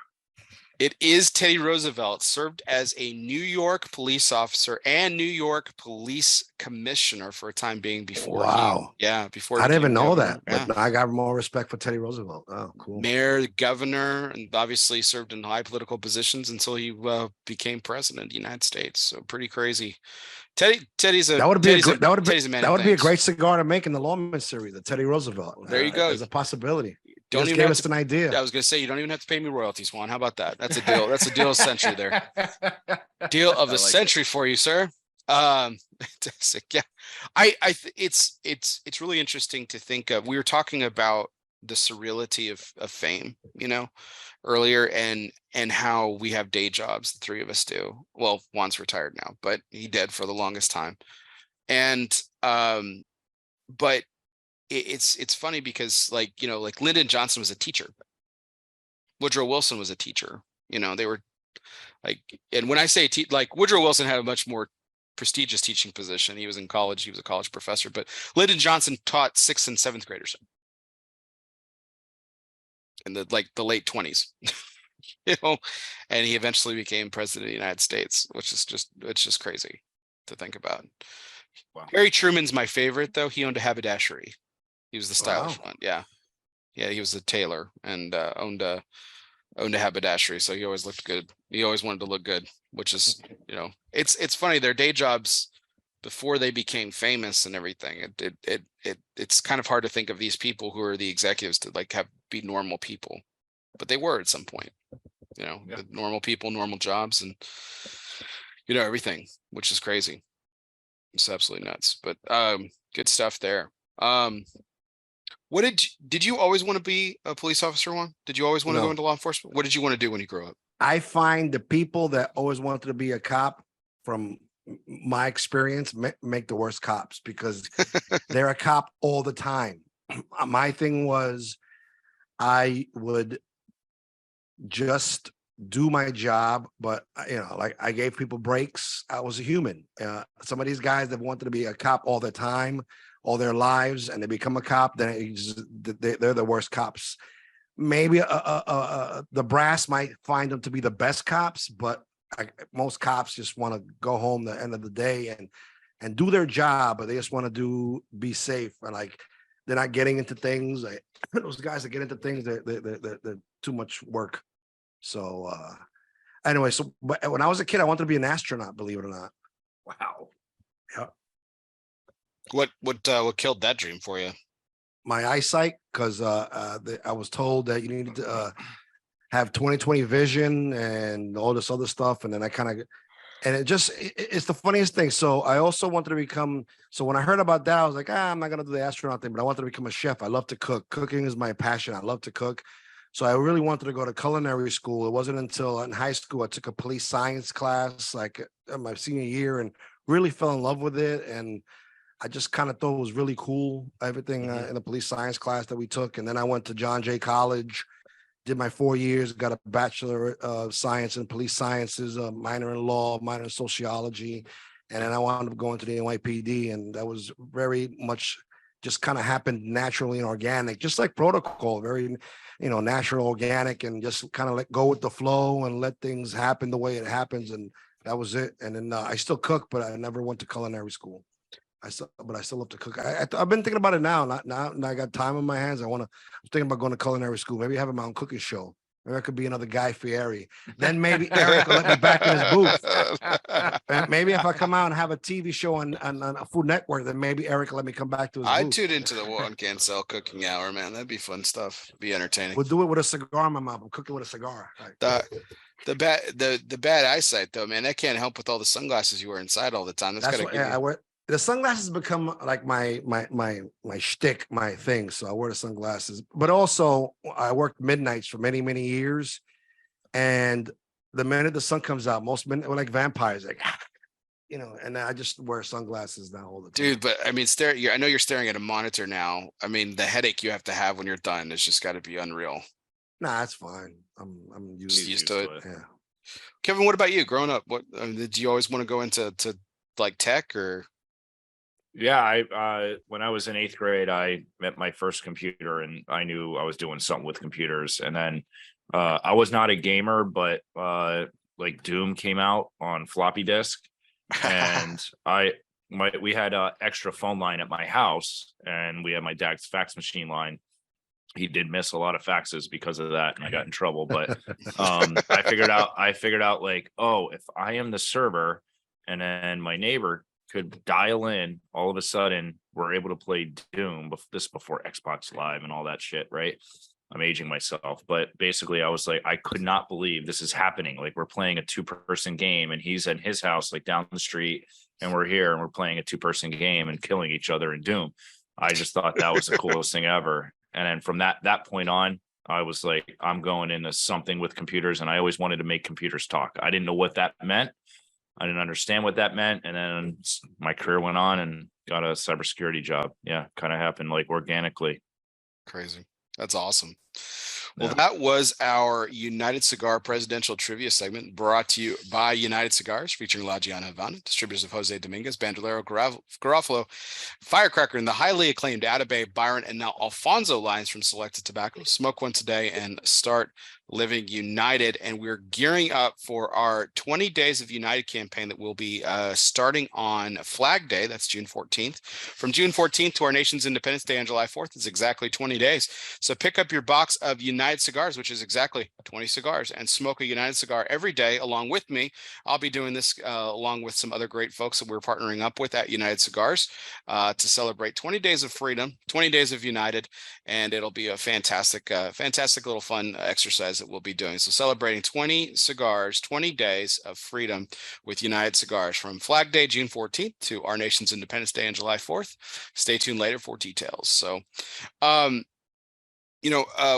this was one of my favorite charities that we featured on this charity segment that we've done over the years, and because it's very personal for you. And we're going to feature them again tonight. Later tonight, I'll be my wife and I will be making a small donation in you and Kevin's honor to Tunnels to Towers, which is a wonderful organization that, again, is very personal to you. But for those who don't remember, don't recall, or maybe they're tuning in for the first time and don't know about it, can you tell us a little bit about this charity and why it means so much to you?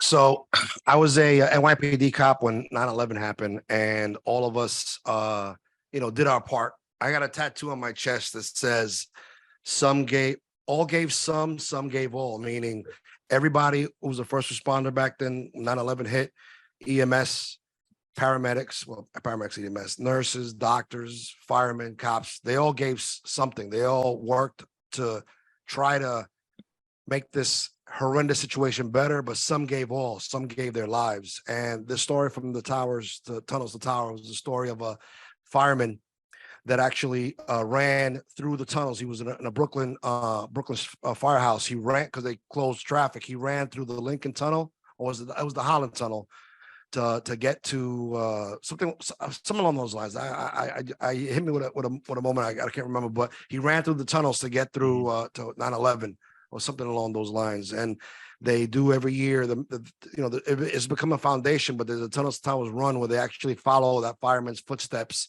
and they put backpacks with the X amount of gear weight that he carried, and he ran through, which was pretty cool. And they first started with just helping out widows, but now they do things for all first responders that get hurt. They build houses. It's an amazing organization. You know, we actually did and I forgot to add it, so there's 29, but we did the Caldwell thing. Caldwell won one of his lost and founds. Mm-hmm. We did a collab with them. Remember that project? That's right. And that was also the money. All the proceeds to that went to Tunnels to Towers. Yeah, it was take 163. We talked about this at the top of the show that we had you on last time solo, Juan, where we talked in depth about this charity and your time in law enforcement, particularly on that day. And you know, the Tunnels to Towers Foundation is fantastic as we're going past 20 years since that horrendous and historic moment. You know, the Tunnels to Towers Foundation has shifted to, you know, taking care of all first responders and their families that have lost and in the line of duty, which is, you know, I think, you know, for my part, again, I was a young man. I was, you know, a senior in high school when it happened. But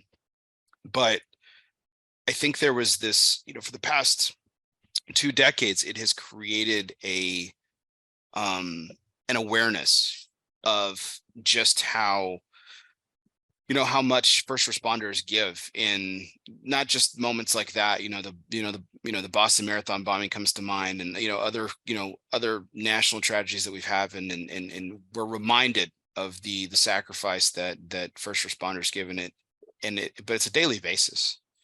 You know, and even in the recent years, unfortunately, with, you know, political situations and stuff, there's been a lot of negativity surrounding some first responders, but at the heart of it, I think what was really terrific out of the ashes of the tragedy of 9/11 arose this awareness of what you all did on a daily basis, and without anything other than a sense of duty, you know, to to your job and to your communities and everything. So it's a really great foundation. I encourage everyone to take a look at it. If you feel called, donate. I'll have the donate link obviously in the show notes, and you guys can to choose to donate. And again, I'm looking at the comments, and my good friend Ben Volpacello just corrected me, which is awesome. It was actually the Brooklyn Battery Tunnel he ran through. The Brooklyn Battery Tunnel. So like I got that right. He was a Brooklyn firefighter, and he ran through the tunnel to get to, because the other side of the Brooklyn Battery Tunnel puts you right by the World Trade Center. So thank you, Ben, for clearing that up for me. So it's the Brooklyn Battery Tunnel. And I kind of mentioned Caldwell with that one we did with Caldwell. And I told you I was going to tell you the story between the John and Jane Doe. And now that series is done, you know, we did 3 years of it, of a John Doe and a Jane Doe. And what we did was, the John Doe guys are usually fuller body, more robust. So we made the John Does fuller bodied, and the Jane Doe is a girl. So when you think about girls, they're more feminine, they're more sophisticated and smoother. So we did a lighter body cigar for them. But the concept behind John Doe and Jane Doe was, we would say, we're not giving away the blend, because it was an identified. So when you have a person who's not always dead, it could be a person you find that doesn't have the memory, or you don't know who it is. So for a male, it's John Doe. For a lady, is Jane Doe. But that entire concept, believe it or not, was art, like a little homage to the Lost and Found formula that Caldwell put together in an amazing way. So it was basically our Lost and Found. So we grabbed stuff that Eric had, other people had in their that was just sitting there, and we would buy them up and say, we're going to make this the Jane Doe, the John Doe. And they were all amazing projects. And it just shows that, some companies do that Lost and Found model, but don't give respect to Robert Caldwell. He was the first one to do it in 2013. And he was the first one that came up with that concept now. And, it's an amazing concept. You get cigars that are just sitting there. They're not even seconds. They're just whatever happened. They didn't use them. They're just sitting there, taking up space, aging beautifully. And you buy them up and you put them in some nice packaging. You put two deers, two deers in sexual positions on it. Next thing you know, you're selling out of them. And that's what, Caldwell, I give a toast at Rob, man. Rob Caldwell, they did a great thing. So It's for you, Rob. Toast to Robert Caldwell. Years in sexual position. That's a quote. That's a quote. Remember that? Remember that cigar? They had the deers with the I doing try all not kinds- to, but yeah, but thanks for reminding me. Nice. But great charity, great foundation. Check out Tunnels to Towers, and please consider donating to a fantastic cause to support our first responders. So this next segment is our newest segment here on ELOSOFUMARTAKES. We'd like to welcome aboard our newest sponsor, Postania Cigars, and this is Everybody Eats, sponsored by Postania Cigars. If you always make sure that your servant's towel is bigger than your appetite, everybody will always get theirs. Postania Cigars is more than just great cigars made by cool people. They embody an attitude of gratitude and grit. With Postania, everybody eats. So Juan, you're the culinary guy. We're the Juan Cancel cooking hour will be the newest show on Food Network, we're hoping. So Yes. but this is a question that I'd like to get your take on. Kevin, you may not have thought here, but would love for you guys to both weigh in. Other than a significant other or your partner or your family, what is a memorable moment that you had? Not just, you don't necessarily preparing the dish, but for you, Juan, it probably was. Kevin, it may be preparing, or it might be just enjoying it with you. What's a moment that comes to mind where you shared a meal with people other than family and your partners? Okay, so for me, I came from a culture where food is love. In a Puerto Rican house, food is love. You know, your grandmother sits there and spends 5 hours preparing a meal. It's going to taste phenomenal. And she sat there and she did everything by hand and the old school way. And that, to me, food is love. One of my most memorable experience of cooking a meal, well, my family was included in it. So, but there was some other people that weren't. It was Steve Saka and Dave Lafferty was still with Drew Estate, and they had a Drew Estate event at Famous. And like I said, I lived 2 miles from there. So I went to the event and I had already spoken to Steve. I had spoken to Dave. I was like, I would like to invite you to my house. I want to give you a beautiful a Puerto Rican Christmas dinner, but not at Christmas. It was whatever time it was. Maybe it was July. So I sat there and I cooked. I did a roasted pork. I did rice and gandules. I did pasteles. Pasteles is something you only make during Christmas time because it's a lot of work. You take green bananas and you got to sit them and you grate them with a cheese grater, make it into a mush, something like a tamale. So you make it into that paste, you season the paste, you put it in a paper, put it with banana leaves, you put some meat in the middle, you close it up, you tie it up into like a beautiful bundle and you boil it for like an hour and it comes out this beautiful cooked paste, but they're called pasteles and they're amazing. So I think that's one of the best meals I've ever made in my life. And I made it with, again, rice gandules. And it was because of my respect for Steve and Dave. So I had Steve, Dave, Steve's wife. It was just an amazing time. We sat there, we broke bread, my family, used that big living room that we never really used. I think Bill was there as well. And another friend of mine, Rob Rivera. Rob Rivera was there. So it was just a great time. And it was just we're friends. And again, for me, food is a bonding thing to break bread. I'm very old school when it comes to that. When I cook everything. I don't care if it's breakfast and egg. I put love in it. I want to make it look nice. I just don't throw stuff on the plate. I plate it beautifully. I try to put I garnish everything with some chives. As a matter of fact, Kevin came to the house one time after an event we had with Alec Bradley, and I cooked. I don't know if it was. I made omelets. Remember that day? I think it was. Wasn't it the cure for cancer thing? Oh yeah. I was right. Yeah, Alec Bradley. But it was a great time we had at the house, and I just like to cook for people. So that's my thing. Kevin, go ahead. So for me, I'm a big meat smoker guy. I got a big Kamado Joe, Big Joe, classic too.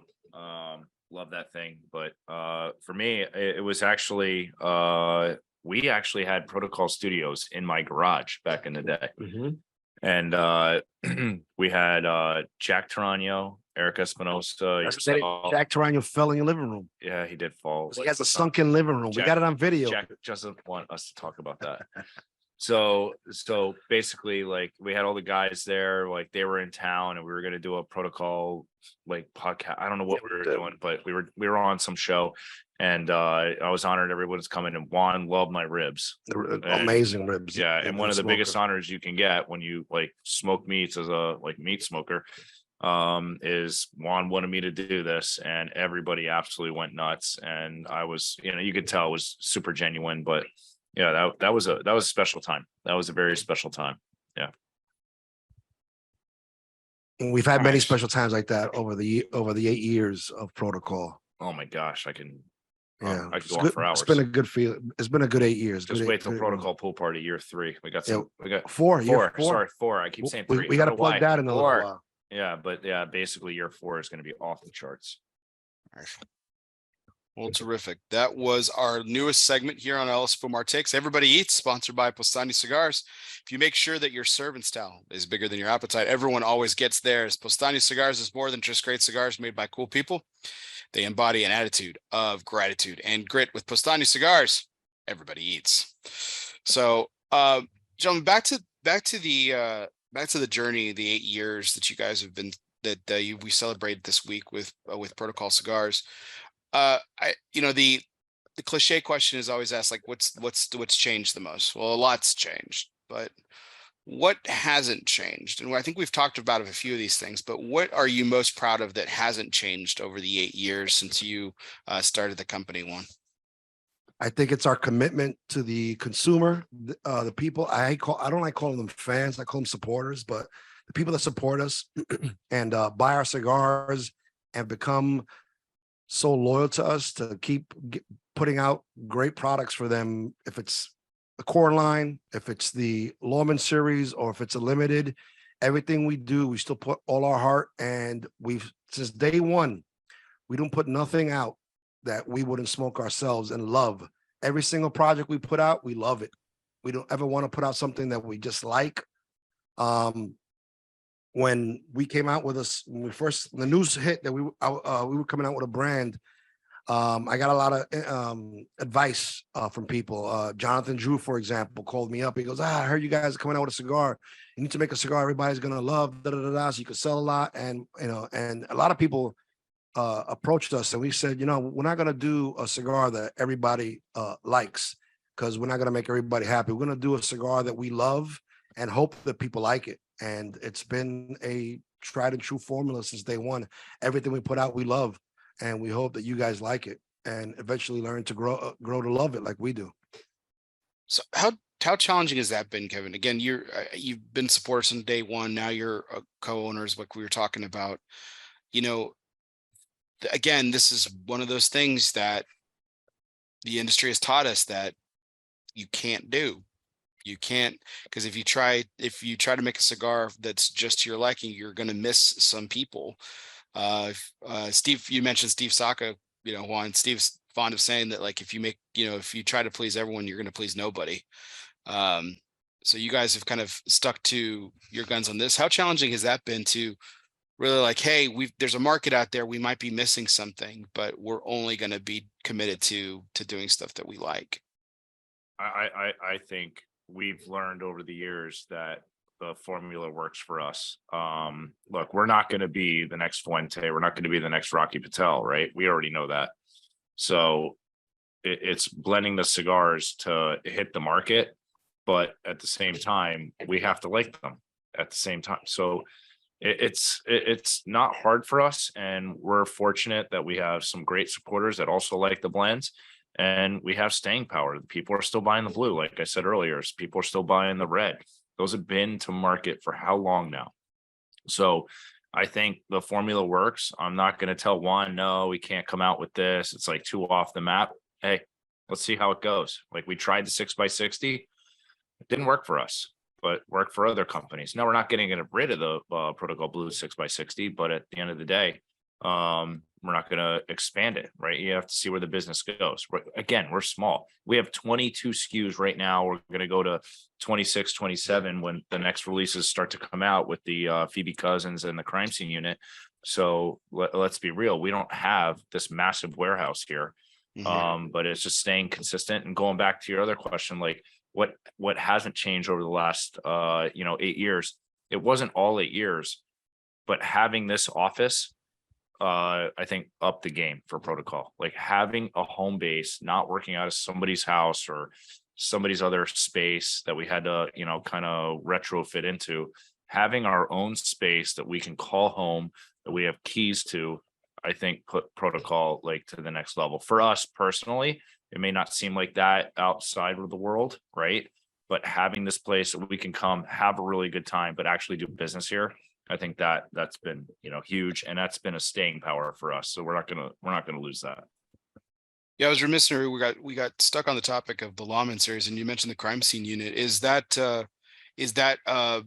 basically in the same pecking order as the Phoebe Cousins too, as far as when it will be released, or?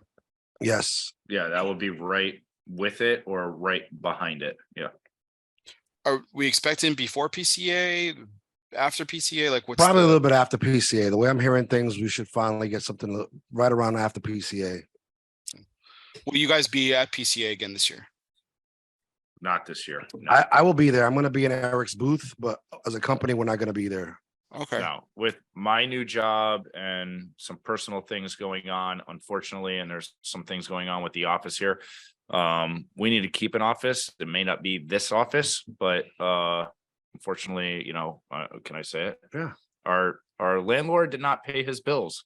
So I may need to take a step back, and we made a decision because we might have to be moving offices. This place is going to sheriff's sale actually tomorrow. And we're going to find out our fate very shortly if we're going to be able to keep protocol in this current location. But if we're not in this current location, I'm looking at places that we could move to very quickly. So we'll see. So you, Juan, you'll be back in the Espinosa booth this year? Yes, I'm going to be the gopher. Go get me coffee. Go get me a sandwich. Go get me a pizza. Whatever. I'm there already. I'd already bought the tickets before we made this decision. So, and if somebody asks me if they want, I want to put in a protocol order. Yeah, I have stuff with me. And Eric said that was cool, but I won't have like a display like usual. Okay. Again, it's a far way off to talk about 2024 and everything, but I mean, is the plan to make a return in 2024? That would be my plan. We have to see where everything like lines up. A lot can happen between now and then, but yeah, obviously we want to be at PCA. We've been at PCA every year. Unfortunately, like we like the day job, Juan can be in Eric Espinosa's booth, so that works out for us this year. But I want to be at PCA in 2024, absolutely. But let's see how whatever happens here. Hopefully we can stay. We'll see who buys it, a bank, a new landlord. We don't know. So we're in an interesting spot, and especially I got to juggle a day job to then try to move an entire office and a humidor of all of our inventory. It's going to be an interesting challenge this summer. So well, Juan just said he's going to be the gopher. I mean, you could just use him to move the stuff. I mean, right? Yeah, me with my bad leg. Yeah, him with his bad leg, with his one wheel accident. Yeah, that's not going to work so well. Well, sorry to hear about those troubles, fellas, but I'm And listen, in life, struggles happen. I don't care what size company. Arturo Fuente, boom, burns 1 million pounds of aged tobacco for their Opus X, and we lose an office. Just stuff happens, and I always use this metaphor. My metaphor is, in life, small business is like a highway. So the tractor trailers are the big companies. What do you want? Cutter. The big companies. They're the big companies, and they're driving in the tractor trailer. There's a pothole in the road. They hit the pothole. They make a slight adjustment, and they keep going. We're like a motorcycle on the same exact highway.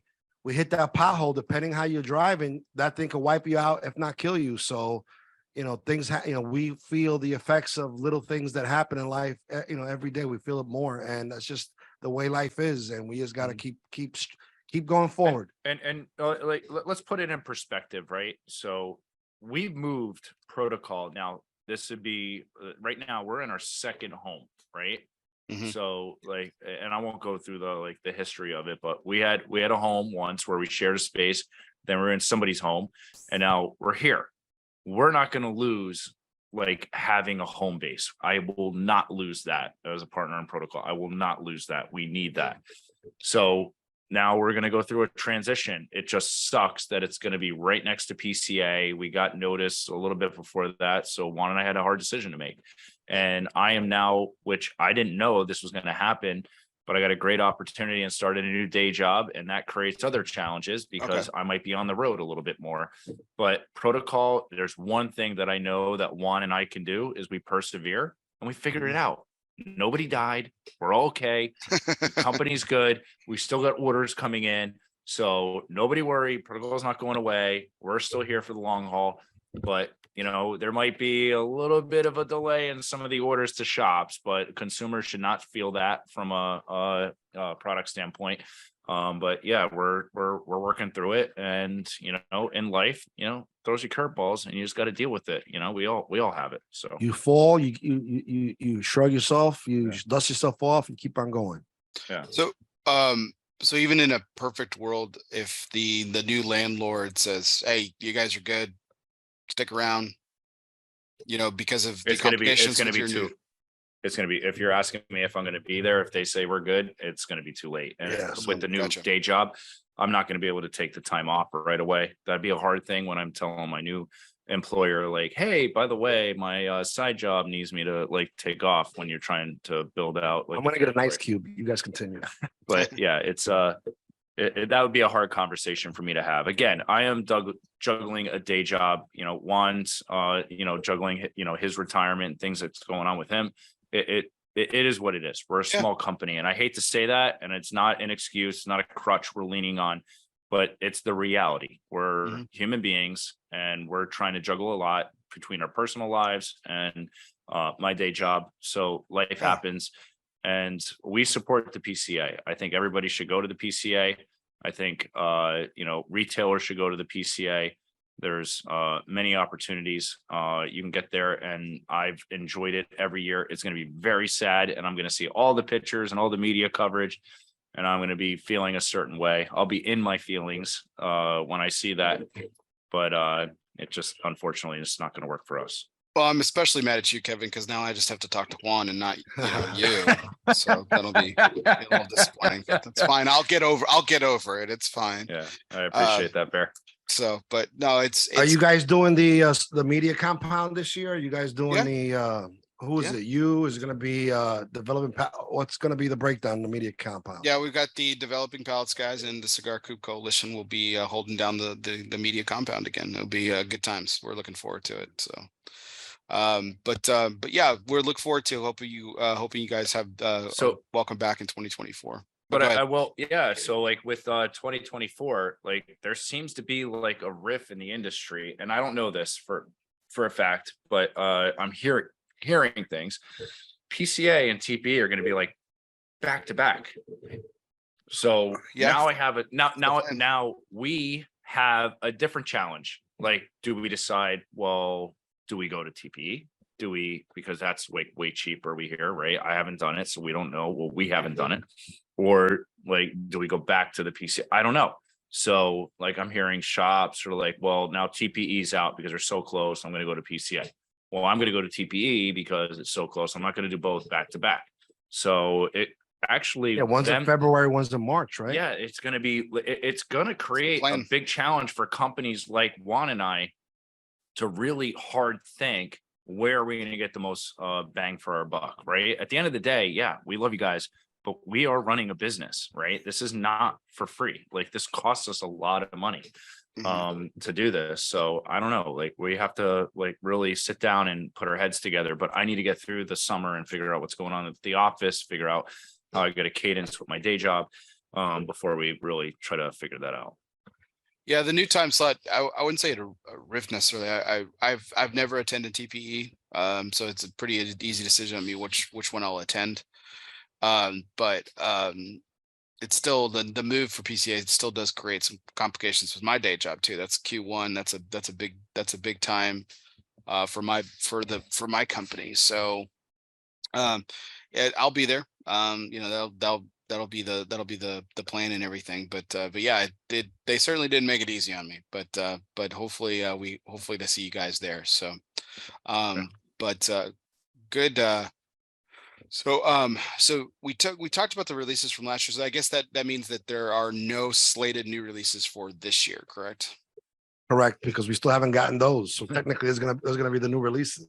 All right. Yeah, Juan's got what we like, that doesn't mean that protocol doesn't have necessarily new releases in the hopper, right? Right. We have plenty of them, but we have to walk before we run. And in our current space too, we have to be realistic on what our humidor can hold, right? Mhm. So you have to hold so much for what's actually selling and it's at market.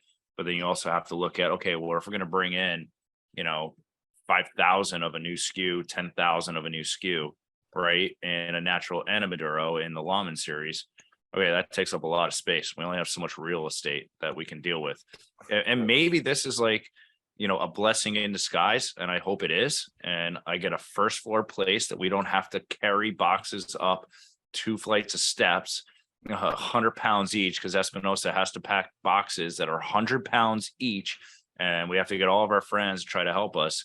So you just never know, and hopefully we can get a bigger humidor as we expand the I love SKUs. how gracious you are, Kevin. We were talking about and we just talked a few minutes ago about Juan and his one leg. I mean, we know you're the one hauling the boxes up those stairs now. That's very gracious. Juan, I will say, prior to his injury, Juan was right there.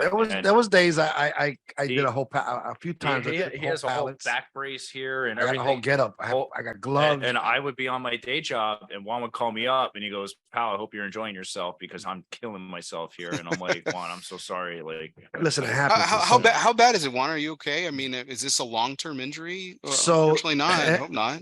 I had surgery back in November, and we're now 6 months away from the surgery. I still have swelling and some stiffness, but it is what it is. It's going to take. Guy said you won't feel normal until about a year after the surgery. So, I feel I'm about maybe 80%, but like I took a heavy box down the other day. It's a little scary because I guess my knees got weak. It's just one injury just fucked up everything else. So I'm like in that kind of situation. But I'm trying to just pull forward and not let this injury stop me. But it is slowing me down. I'm not gonna lie. Oh, you gotta be safe. You don't want to. Yeah, absolutely. Yeah. No, I hope. All joking aside, Juan, I hope you heal quickly. It's getting better. It's just I put an ace bandage on it, I tighten it up tight because my biggest thing now is swelling. It swells up, like it still swells up. I hate it, but it is what it is. I wear compression socks to keep it swelling down, and you gotta do what you gotta do. You gotta, like, again, you fall down. Sometimes you get hurt. It's a little bit. It takes you longer to get up, but you just get up and keep. That's a model for life. For anything you do, not just protocol, not just you, Bear. That's anybody out there listening. Life is gonna. I don't care how much money you have or what your status is. Sometimes life you take tumbles, and some of the tumbles take longer to get up. But just as long as you have the perseverance and you dedicate yourself and you keep pushing and you eventually get up and you keep moving. That's the way it is.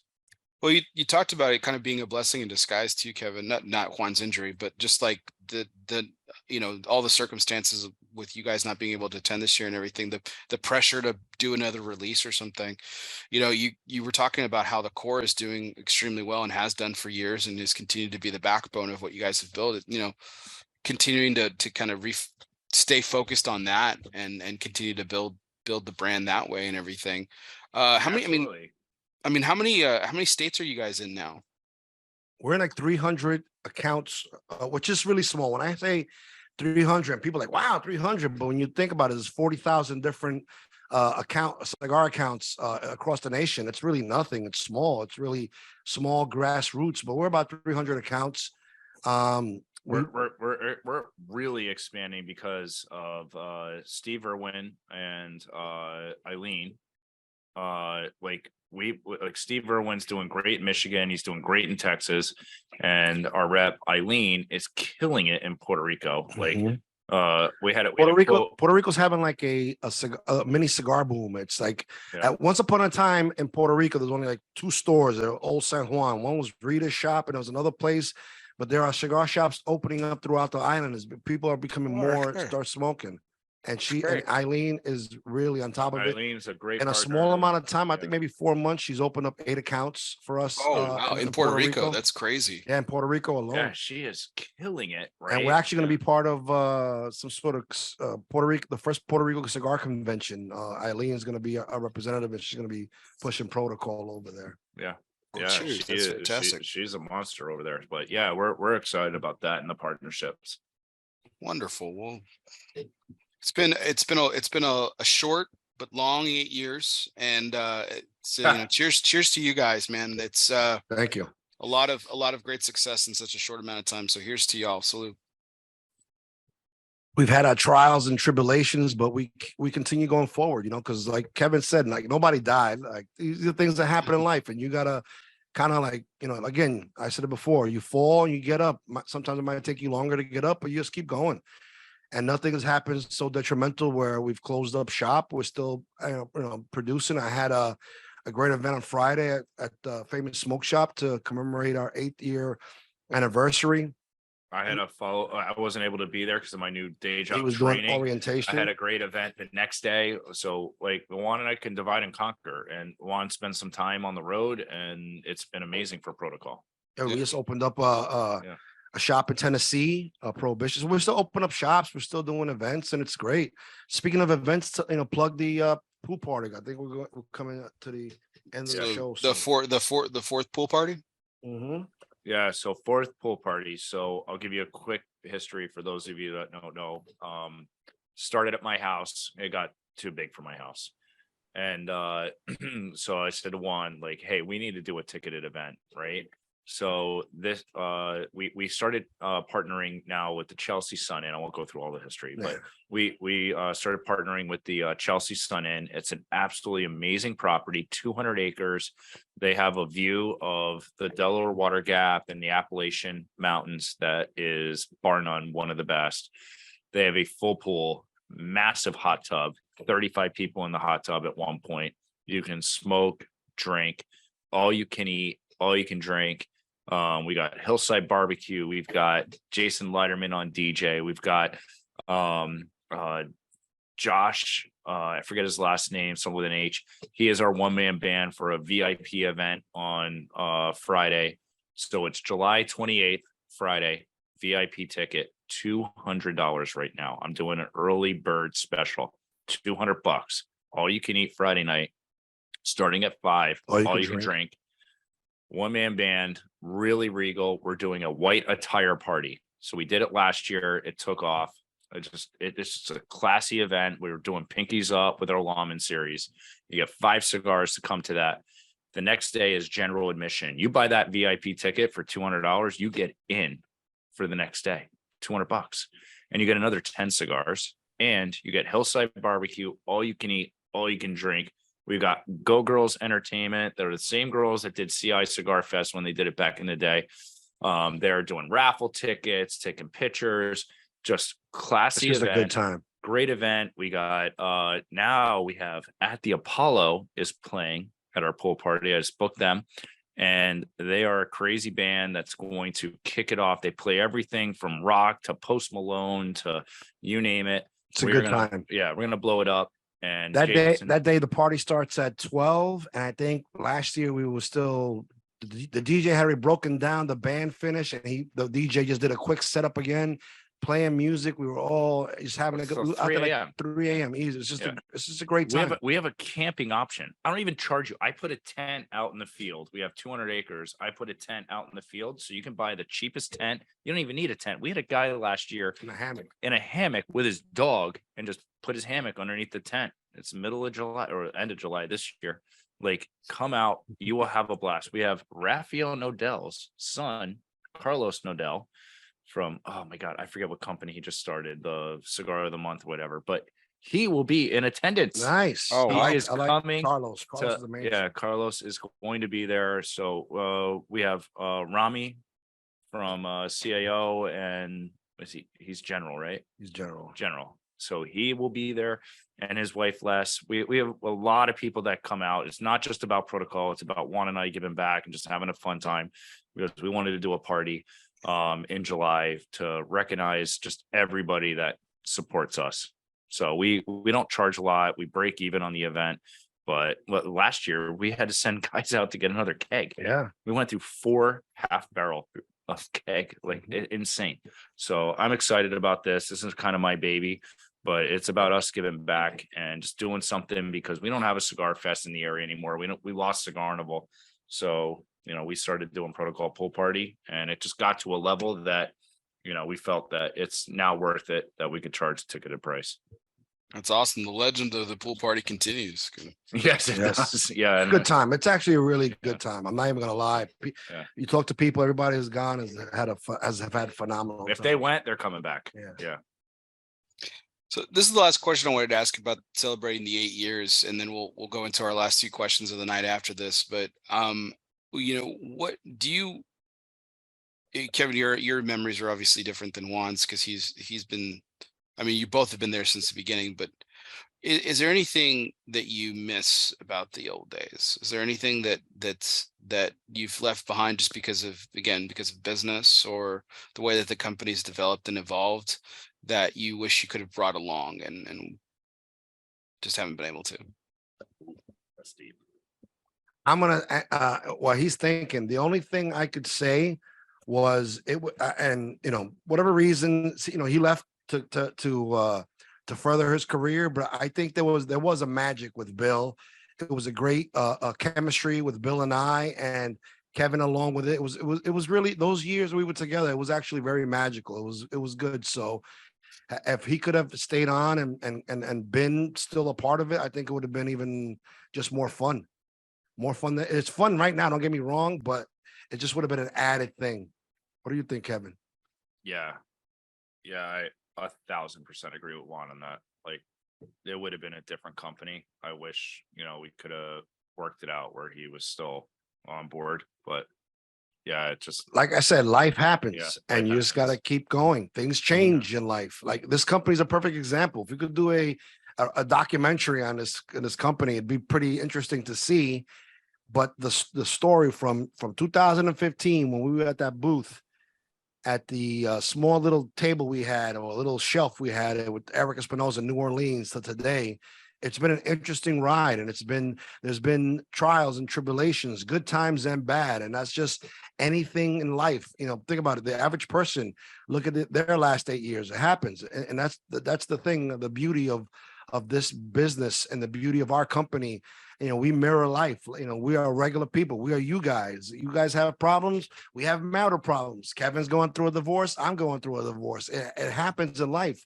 Do you let those things bring you down and put you in a funk? No, listen, these are terrible things that happen, and you just got to keep moving forward, because this too shall pass. There's going to be a time when this is, but you keep going forward. It's bad going through a divorce, but there's a part of life. That's a realistic thing. And a lot of these companies, just not cigar companies, but companies in general, they want to paint this picture of everything's always rosy and peachy and great, but that's not life. We are the people's company, and in life, things happen to all you guys out there the same way it happens to us. And you just got to keep going. You keep living. You keep persevering. You keep pushing forward. And that's what protocol is about. Protocols is for the people, by you guys, because we're the people, and we have your problems just like the same way you have problems. You have those same problems, and you just keep going. You keep building. You keep growing. You fall, you dust yourself off, and you keep going forward. Yeah, I think that I think you just nailed it, one there. I think there's a lot of what we see, especially to now in today's society and stuff. Kevin said it was a deep question. Like, we do see that, like, it's the social media life, the Instagram life, where there's the perfect snapshot that we're akin to used to seeing, but there's so much more that's going behind the camera that is the life that you talk about. And right. I want to dispel the rumor that Juan did not leave his wife for me. That never happened. That was just a terrible rumor. So I'm still happily married, thank you. But all joking aside, guys, I think that that's kind of been your bag from the very beginning, is just honesty and transparency and in a lot of things. that have kind of led to that success. You know, we talked about some of the things that don't follow the industry norm that you guys have been successful with tonight. And I think that's part of it. That's part of everything that you were just talking about. I will make a statement, and I don't know if I'm talking out of turn, but I think Juan and I are one of the most accessible cigar brand owners. And again, we're small, but and maybe it changes in the future. I'm not trying to make a statement that, you know, we're never going to be selling to like a big box store, right? That's not the statement I'm trying to make. What I'm trying to make is we're right now the most accessible people. I'm unaware by that we sponsor with Cigar Dojo every year, just about every night. And I will talk to you. If you want to join me, we'll talk. We'll have real conversation. You can ask me any question, just like you're asking. And people talk about their lives there. It's not just, and people talk about their hardship. I will talk about my life. I talk about, look, I'm gonna say this publicly. Hopefully it doesn't get back to my day job, but when I've had, like, back when I was at Force Scout and I had like some tough presentations to give, I had some IT guys in the room and I go, guys, I know some of you aren't on here, but I really need to prep and I need like audience that I just need to speak in front of. And it's going to be a tough presentation for me to give tomorrow in a big major financial, like a Fortune 100, Fortune 50 company. So I need you guys to just hear me out. I know you may not know it, but I know a couple of guys in here do. And that's what it's about. Like, this cigar industry helps me personally. I'll speak for myself, helps me personally in my day job as I go through it. And I'll tell you what, doing those things has added so much value to me, and you create real deep personal relationships with these people. And that's why I think they go back to Smoke a Protocol, because I have that relationship with them. And it's a handful of people. But at the end of the day, if I get a handful of people and they start talking and they start talking and they start talking, it's what Juan and Bill did from the beginning. It's getting out there, having a personality. We all have it. It's just getting out there and doing it, and getting those people to like drive to protocol. Well, I'll agree with that, Kevin, because I mean, we're partners with you guys as well on the show, but still, I mean, I texted Juan, just a few days ago about being on the show tonight, and he's like, "Hey, how about celebrating the 8th anniversary?" And I was like, "Yeah, let's change it up. Let's see if you're available, Kevin, and let's celebrate this milestone for you guys, because it is such a terrific deal." And I mean, I was texting you guys, and you guys were like responding within minutes. So yeah, absolutely. I mean, yeah, and I'd love to have that debate with anyone who wants to argue. Let's just put it that way. But y'all being accessible. I will go to tit for tat for anybody that says that, we're an inaccessible cigar company. You want to get a hold of one of us, and if you can't get a hold of Juan, you get a hold of me. If Juan, like, I'm not responding, Juan to be like, "Hey, this guy's trying to get a hold of you." Like, boom, we keep each other accountable. That's awesome. That's what I love about this company. Juan, to 8 years. I mean, damn. Cheers, boys. You have to sit back and sometimes reflect. And I want to take a wait. Let me sip to that. I also want to thank the people that have stopped, because it's late on the East Coast. It's late. That are watching right now live and are going to watch this later on, because, it's an hour and a half show, whatever. You go take an hour, you go and drive in the car, you listen to this audio. I want to say thank you to everybody out there, because the bottom line is, if it wasn't for you guys, we would not be here right now 8 years later. Because it's not like, again, I tell you this thing that before, the longevity is because this is we're not making, this is not putting bread on our table, roof over our head. However, we're still selling. We are constantly selling. We're opening new accounts. We're pushing, and you guys out there that go into your brick and mortar and ask us, because I've been at stores like, yeah, guys that come in and ask for protocols. I'm glad you walked in. Maybe this will turn into something, but it's because of you guys out there. And I believe that as far as, there's a lot of companies out there, and a lot of them are awesome. They're legendary companies, and they're awesome. But we are still, and we never have lost sight of that we are consumer-based. Our platform is consumers. And if it wasn't for you guys out there that smoke protocol, not every day, we don't ask you to smoke protocol every day, but just keep it in your wheelhouse. And you guys do. For all you guys out there that smoke protocol every day, every once in a blue, an occasion, thank you. Thank you very much. This one's for you. Toast to you guys. Cheers. Thank you guys. Cheers to the fans. So, gentlemen, the Wait, last hold on, real quick. I Sure. almost forgot this. I'm still doing the. I did it last year. It was very successful. I'm doing it this year. So we're to give back to the guys that smoke protocol. We're doing a contest. All you got to do is post a picture of yourself smoking protocol. I don't care if it's a selfie. I don't really care if it's an old picture that you have in your phone or you didn't. But if you post any picture of you smoking protocol and use the hashtag 8, the number 8 years of protocol, I'm picking a winner every day. And it started off as 5, and I was like, that's cool. Let me do 8 days for 8 years. So we'll continue up until like Tuesday. And at the end, once I got all the 8 winners, I'm going to send some stuff out and just to say thank you. And you guys have been great. And again, that's another way of just saying thank you. But you guys want to win some protocol stuff? I can't say it's a cigar. I can't say it's swag because we technically can't give out cigars, but it's something with protocol. Maybe cigars. We'll see what happens. It's a cigar. Anyway, Shut up. all right. So Jesus. just post a protocol picture and you might win. I've picked, I think I'm up to 4 today. I got another 4 winners to go. And just post a picture of you smoking protocol. Hashtag 8 years of protocol. Terrific. So let's conclude the night with our last 2 sponsored segments. We starts with, of course, our Asylum Moment, which is sponsored by Asylum Cigars. Refuge is more than just a physical place. It can be a state of mind. Some of life's greatest reflections can be found in our own personal asylum.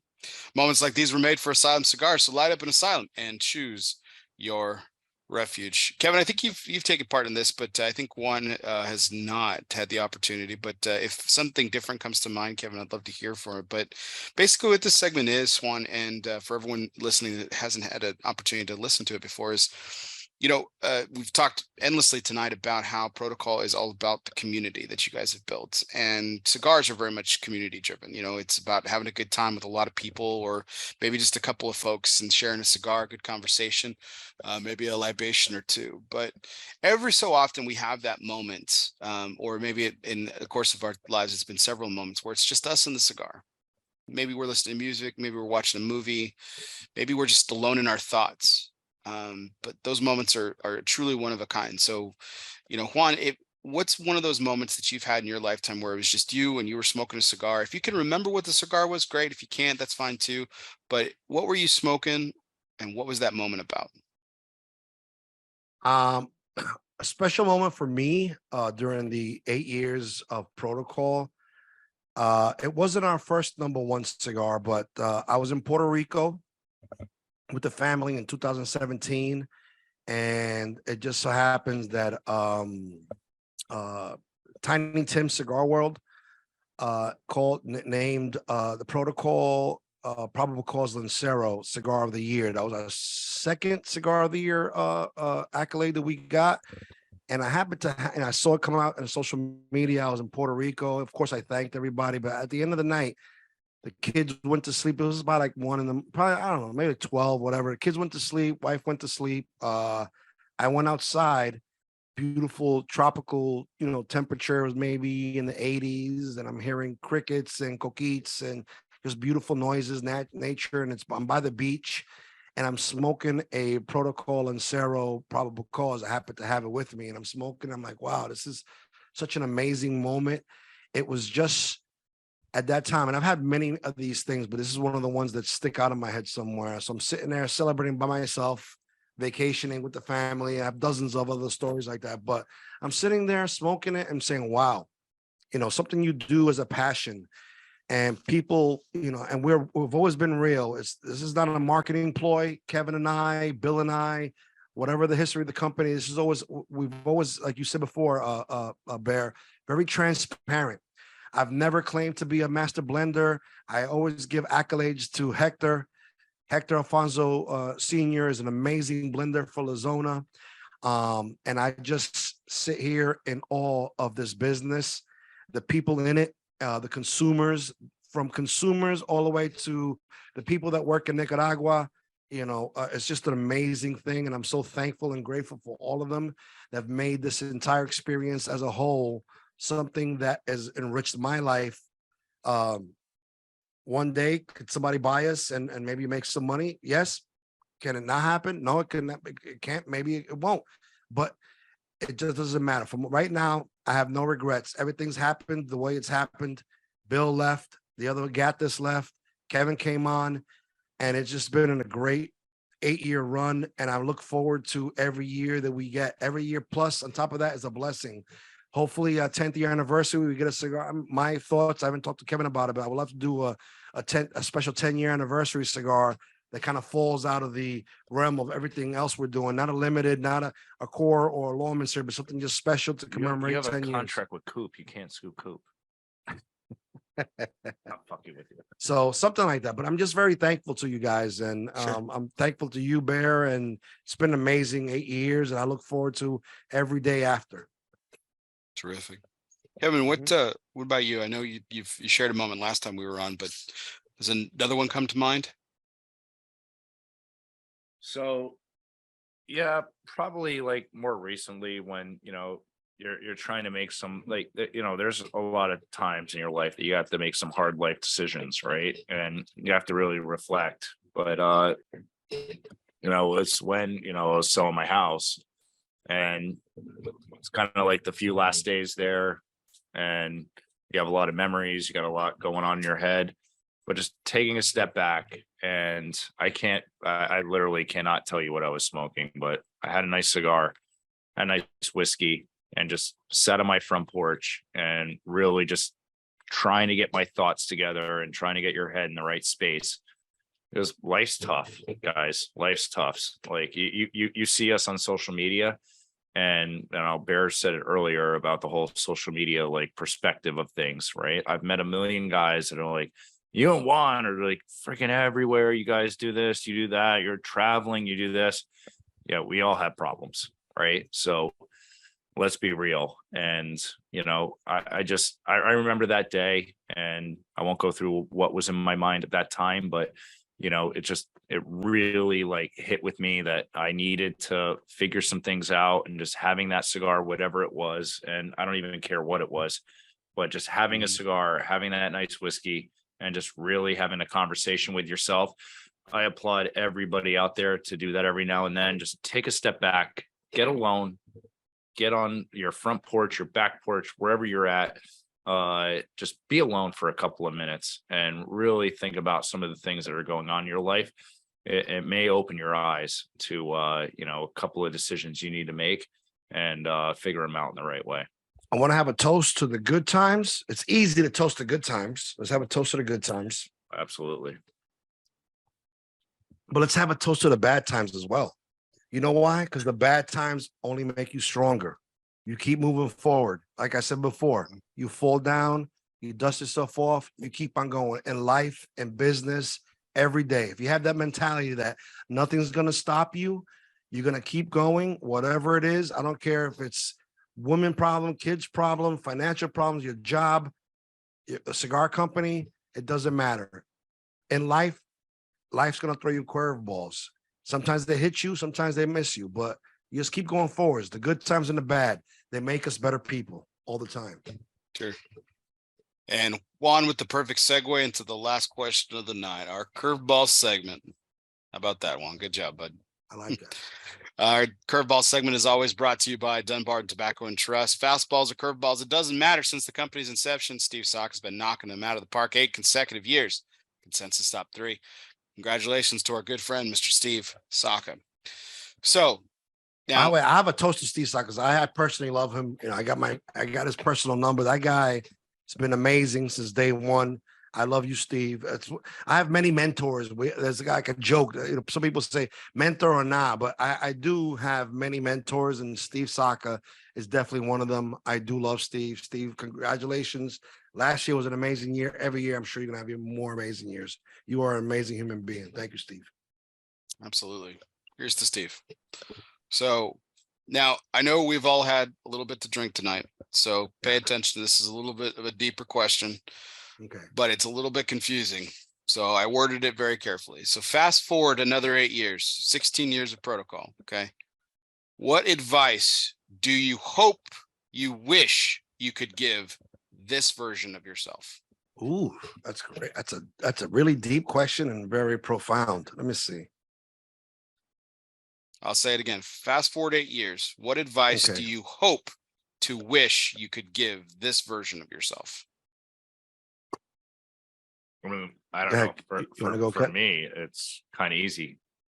Just keep going at the same pace you're going, because we've got here from 8 years, not like veering from what we've already put into this company. So I will tell you, in 8 years, I would want to tell myself, do not let up. Do not take your foot off the gas. Keep your foot on the gas. Keep going. Keep pushing forward. So not to put any words in your mouth, Kevin, I just want to, but so in 8 years, if you guys have veered off course, you'll have considered it a failure. If you veered off course. Yeah, if in 8 years, if Juan and I are not doing what we're doing right now, I've been like, you know what? I would look back on that and been like, wow, we had a real opportunity. We have a major opportunity right now. That's what I see it as. We have a major opportunity. And in this cigar industry, we're recognized. We have a great following. We have something that a lot of cigar companies don't have. And if we take our foot off the gas on that and just say, you know what, it's easier, take the easy route. Just take your foot off the gas. Our office is like going to go away. We have this going away. We have our personal, shit going on. I got a new job, whatever. Like in 8 years, if I said, take the easy route, I would wake up in 8 years and I'd say, you know what, you fucked up. You should have kept your foot on the gas, and I will not take my foot off the gas. Nice. My answer to that is pretty much the same thing. It's going to be, I'm going to tell the 58-year-old Juan Cancel is going to tell the 50-year-old Juan. He did the math on his age. Stay the course. Stay the course. There's going to be hurdles. Some of them you're going to jump over. Some of them you're going to fall. You might hurt yourself. But get up and get ready for that next hurdle. Keep going straight. And it's everything you do. And I try to live this motto in general. Just be honorable. Do the right thing all the time. And if you do the right thing all the time, or the best of your ability, what you think is the right thing, you should be fine. So I'm going to just say that. Stay the course, and every decision that you make, just make sure that it's the right one, that you think is the right reasoning, the right reason for it, and just try to do the right thing. Just be honorable. And that's one thing in life. I tell people all the time, like we just talk about life sometimes, just always try to be an honorable person and live honorable, and just try to do the right thing. Don't try to fuck people. I don't know if I can curse on this, but there's people out there. You always ask, Juan. You can always curse, man. Okay. Just, I believe in putting out positive, and that's something that I think is part of my success in this industry. And in the police industry, being honest didn't always work because they don't want honesty. They want numbers. They want certain things. So I've been nothing but honest since 2015 to today. I've been honest in everything, transparent, and I've always been trying to do what the right thing is. Maybe not the easiest, but the right thing. So just keep doing the right thing. And I think that's good advice for life as well. Well, just because I don't want you to have any more leg injuries, Juan, here's some more jumping over those hurdles than falling over. But either way, you guys will persevere. Protocol Cigars, everybody. That was one of my regrets, though. I if I was sober, I would never have jumped on that one wheeler. It was stupid of me to do that. And again, sometimes you make stupid decisions and you get hurt, but you keep going, you keep getting up, Move forward. You get your surgery, you move forward, and that's where I'm at now. As a company, we're moving forward. As a Juan Cancel individual, separated from Protocol and Kevin, we're moving forward. I always say this to people too. You cannot change yesterday. You cannot change 10 years ago. Only thing you can work on is today and tomorrow. So always try to make today and tomorrow better than you did yesterday. I love it. All right. Let's do it together, gentlemen, one way or another. So, folks, I cannot thank y'all enough. What an audience we've had tonight. Staying up late with us, been fantastic. Yeah, there's been some big numbers. I saw like 26 at one point. That was pretty good for being after midnight on a Sunday. That's 1 o'clock in the morning Eastern time. Great conversation. Midnight in Texas. What is it? Just past midnight. We just passed midnight. So great conversation as always. A fantastic Fantastic moments with you two gentlemen. It's a privilege to be partnered with you guys. It's a privilege to be able to have conversations like these with you. I don't take them for granted. Like you said, it is Sunday night. Kevin's got to get up super early for his day job. I got to get up to Juan. I could sleep. I could sleep till 1. You can, but you gotta push some more protocol and do some rehab on that leg. So we all have our things, man, and it means a lot to me to have you guys on and to celebrate 8 years of protocol. And it's been a fantastic evening. So I thank you. Thank our audience. Hey, if you're checking us out later, check out our YouTube channel, Fumar. Check out take 163. That was the last conversation with Juan. Good stuff there. Great backstory to the 163. I'm gonna watch that again. And we appreciate everyone out there. If you're checking us out on podcasts, whether you listen to podcasts, whether it be Apple Podcasts, Spotify, Google Play, Podbean, or wherever you listen to podcasts, including iHeartRadio, be sure you download, subscribe, and you review. If you already are a subscriber, hey, do me a favor, hit unsubscribe, but hit resubscribe, because that really helps my numbers. And that's, that's what gets me great guests. That's why, that gets me great guests like Juan and Kevin whenever I want. So thank you so much to everyone out there. As always, this was our 251st take. We've done a lot of these. 251. 251st take, live from the Alec Bradley Lone Star studio of Azle, Texas. I'm your host, Barry Duplessis, as always. He's Juan.